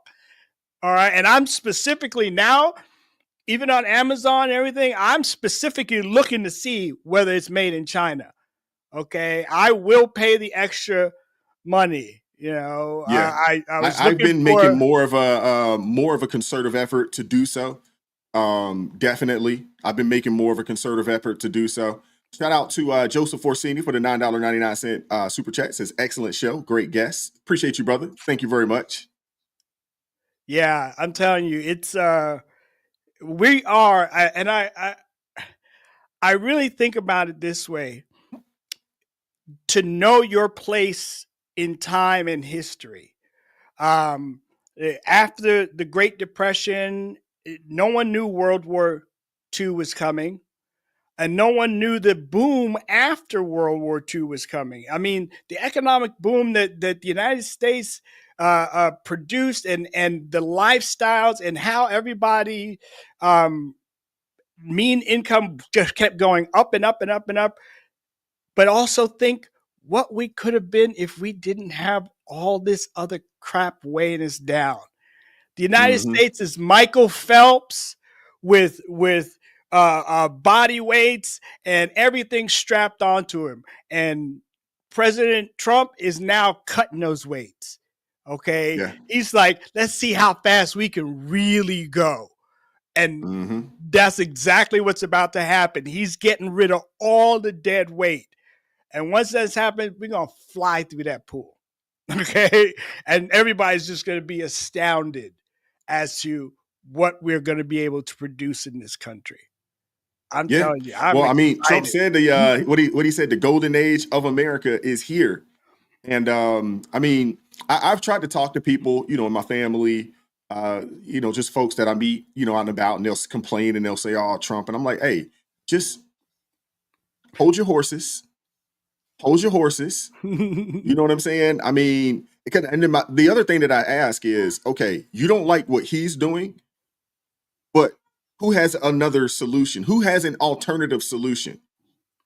I haven't heard that from the other side. I've heard a lot of complaints. I've heard a lot of people, upset with what he's doing, but I haven't heard another solution, an alternative solution Not to one. what he's doing. I haven't heard it. Not one. All you do, like you said, all you hear is complaining, and complaining is not a solution. Okay. No, I it's wait not. for it, but I never hear it too. You're absolutely right. Yeah, and my thing is, I would be okay. I would be okay with you complaining. I would be okay with you saying, you know what, this isn't a good idea. It's not going to work. Here's why I think it's a good idea, and this is what we should be doing. I'd be open to hearing that. I'd be open to listening to someone that talks like that. But we don't get that. We just get, oh man, this is terrible. It's not going to work, and that's what we get. But we never get an alternative solution, and that right there in itself leads me to think that what he's doing is work. It's going to work. It is working. We're seeing it, and it is going to work. Because the reality of it is, if they actually had the solution, they would be talking about it. They would be saying something about it. And Biden and Harris, they had 4 years to implement it, and they chose not to. No, and see, I've been learning a lot about how the human brain works, okay? And prefrontal cortex, and most especially the amygdala, okay? The part of our brain, that little teeny part of our brain that controls our emotions, okay? And that when things happen and stress happens to us, we resort back to the amygdala, and that reasoning part of our brain shuts down. Well, that happens willingly to a lot of people. They stay in their emotions, and logic and reason has nothing to do with their decisions. Things are out of time, out of context, and it doesn't matter because time doesn't matter to the amygdala. So people can, like the legacy media can say things like, well, Trump, his first day in office, he's going to be a dictator. Well, none of the things that they ever say are going to happen in the future ever happen, do they? They've been wrong every single time. Why are these people still believing them? Why? Because they're still in their amygdala as well. They're not thinking, they're not putting two and two together. They're not remembering every single time. That's the thing that always kind of gets me. It's like, don't y'all remember what these people were saying like 2 weeks ago? Okay. They were saying the exact opposite, but you can't remember that? No, because they're stuck in their feelings. Okay. They may have heard it, but they didn't perceive it. Why? Because they're stuck in that part of their brain that has nothing to do with logic. And that's what we're fighting against. Okay. So we're going to turn this country around, and we're going to take every one of them kicking and screaming with us. Okay. Because when the whole thing turns around and we're in flying cars and living like the Jetsons, which we should have been by now if we weren't everything being sucked out of us, technology, everything, we should have been living in the sky. But instead, we're dealing with what we got. So I feel like, my grandchildren, they're going to have an amazing life. Okay. And I'm going to make sure as a citizen that that's going to happen. Not just, by the way I vote, but the way I become important in my community. That's the thing. People, start paying attention to your local community, your local politics, your local dog catcher. Okay. Everything starts where you live. Absolutely. Okay. And being a better citizen, all right, to your community is the most important thing you can do. Yes, we need to vote for federal elections and Congress and everything like that, but pay attention to your property taxes. All right, your state, your city council members, all those people that decide all that local stuff that you have to deal with, whether your streets are crap, all right, whether you're driving through potholes bigger than your basement. That's what you got to be paying attention to.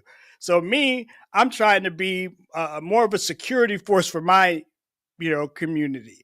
I'm trying to make myself harder to kill.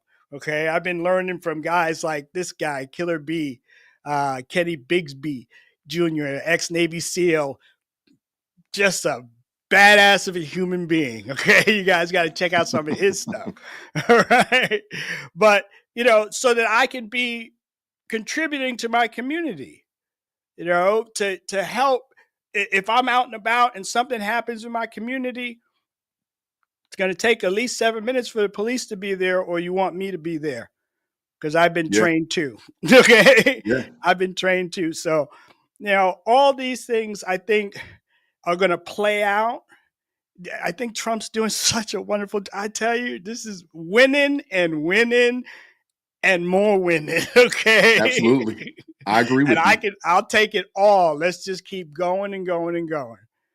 Yeah, we just got to ask people to be patient. And I agree with everything that you said in reference to focusing on what's going on in your local area, local elections, your school boards, your city councils, and being the change that you want to see in whatever area that you are in. You can do that. You can make some change in your own community, even if that's just walking around picking up trash or garbage that's in your own community. You can be a change. You can be a help. I think that's extremely important. And we look at what's going on federally and we ignore what's going on locally. And honestly, I don't want to say that that needs to change. I'm just saying, I'm saying that we need people to be focused more, or just as much. Now I don't want to say more, just as much as they are, in the presidential election and things of that nature. We need to have that same type of focus, that same type of intensity when it comes to the local elections, your representatives, your senator seats, so forth and so on, because 26 is coming. We had a wake-up call about a week or so ago. There was a wake-up call. And I think that's what really upset a lot of these Democrats. It's not so much that, the candidates won in these special elections. It was the fact that there was a lot of attention that was put on the race up there in Wisconsin for the Supreme Court seat, as well as those special elections down in Florida and some other states. There was a lot of attention. And I think a lot of us got complacent because we're like, hey, Trump's in office. He's making things happen. We're really happy with what he's doing in the direction of the country, not understanding that that's not the end all. That is the beginning. And it's a very small piece in this large puzzle that we call the United States. We got to do what needs to be done locally and all the way up the chain when it comes to government. And this was a wake-up call for that. So I think, I know at least for me, and on that channel, we have people that contribute from different states, you out in Indiana and Chris down in Indiana, down in Texas and some other places that are contributing. And we need to make sure that we bring attention, to these races and to these issues that are happening. No different than what we talk about, what's going on out in Chicago and what's going on up in New York. It all matters. And I don't want people to get complacent to think that Trump can change everything. He can do everything by himself. He has to have the House. He needs the Senate. He's got to have that support. And it starts where you are locally. I agree with you 1000%, man. Asa Guy, appreciate you pulling up, man. We're going to get out of here. We've been on this thing for 2 hours. But go check out my guy, Asa Guy, Drinking Gore USA. Go check him out. I'm going to start putting out some content tonight. I'm going to start putting out some stuff tonight. So. Outstanding. But appreciate you pulling up this morning, man. Thank you very much, man. Appreciate you supporting the channel as well. Absolutely. Every day. All right, man. See you Take care, next man. time. Yes, sir. All right, family. Yeah, it's his name is Asa Guy. We got Shirley here, but Shirley, it's saying that your microphone isn't connected. But we're going to get out of here, man. We've been on this thing for 2 hours, man. I appreciate you guys rocking with me for this long. Wow. Queen Chloe in the house. Look at it. I thought you was leaving. I thought you was leaving, But I appreciate you guys, man, hanging out with me this long. Shout out to the contributors, Eric Smith, Chris Hyland, Asa Guy. Who else pulled up this morning? EDH, Kenneth. Appreciate you all pulling up and contributing to the live stream this morning. That was freaking awesome. Hope you guys enjoyed that. I love these. I love the call-in shows, man. I love getting a chance to speak with you guys, man. I love it, having that dialogue, being able to bounce ideas and things of that nature. I enjoy it. I enjoy it a lot, man. I hope you guys enjoyed it as well. I do plan to do this, a little more and continue to incorporate that in the show. We're going to try to get some guys on as contributors a little more consistently as well. But definitely appreciate that, man. Today, we're not going to end on the ARP theme song. We're going to end with something else that, I hope blesses you the way it blessed me when I heard it last night. So I want to leave this with you guys, but I do want to shout out to all the blues, in the chat. B, Renee Suzanne, Zephyr K9, T.A. Caskey, New Blue, Brett Montgomery. Shout out to you, man. I see you in the chat, man. You're doing a good job. So I appreciate you rocking with me and supporting me, helping to keep things civil in the chat. So I appreciate that as well. And shout out to everybody that supported the channel today financially. Those that joined the ARP family and support this channel, man, I definitely appreciate it. I really do. I do not take it for granted at all. I do not. I appreciate you guys, man. God bless each and every one of you all in the chat, who watched the chat, who hit that like button. Make sure you hit that like button on the way out if you have not done so. And enjoy the weekend, man. Enjoy the weekend. There will be some additional content that will come out today, tomorrow. Typically, I take Saturdays off, but we'll see. And Sunday. And then we'll be right back at this thing, man. Monday morning, Lord willing, 9:30 a.m. Eastern time. Keep God first. Stay prayed up. Enjoy the weekend. Be safe out there. We'll catch up with you all. Peace. And the problem I got with the New School Church is that we've developed a victim theology. This victim theology that suggests that everything wrong in your life is either your haters or the devil. When sometimes the worst thing in your life is you. You don't pray, you don't talk to God, you don't tithe, you don't read your Bible, and you think you can come to church and listen to my jacked up self and be better all week. I'm having to pray and talk to God all week too. That's why the devil think the church soft now. The devil being held like they lame and washed out. All they want to do is jump up, slap hot neighbors, high five, sing, shout, cry, roll on the floor, go home and do the exact same thing. When I'm trying to show you, if you ever make up in your mind, I'm ready to repent, I'm ready to pray, and I'm ready to get in my word. Why? Because your situation don't change the word, but the word will change your situation. Somebody shout, yeah!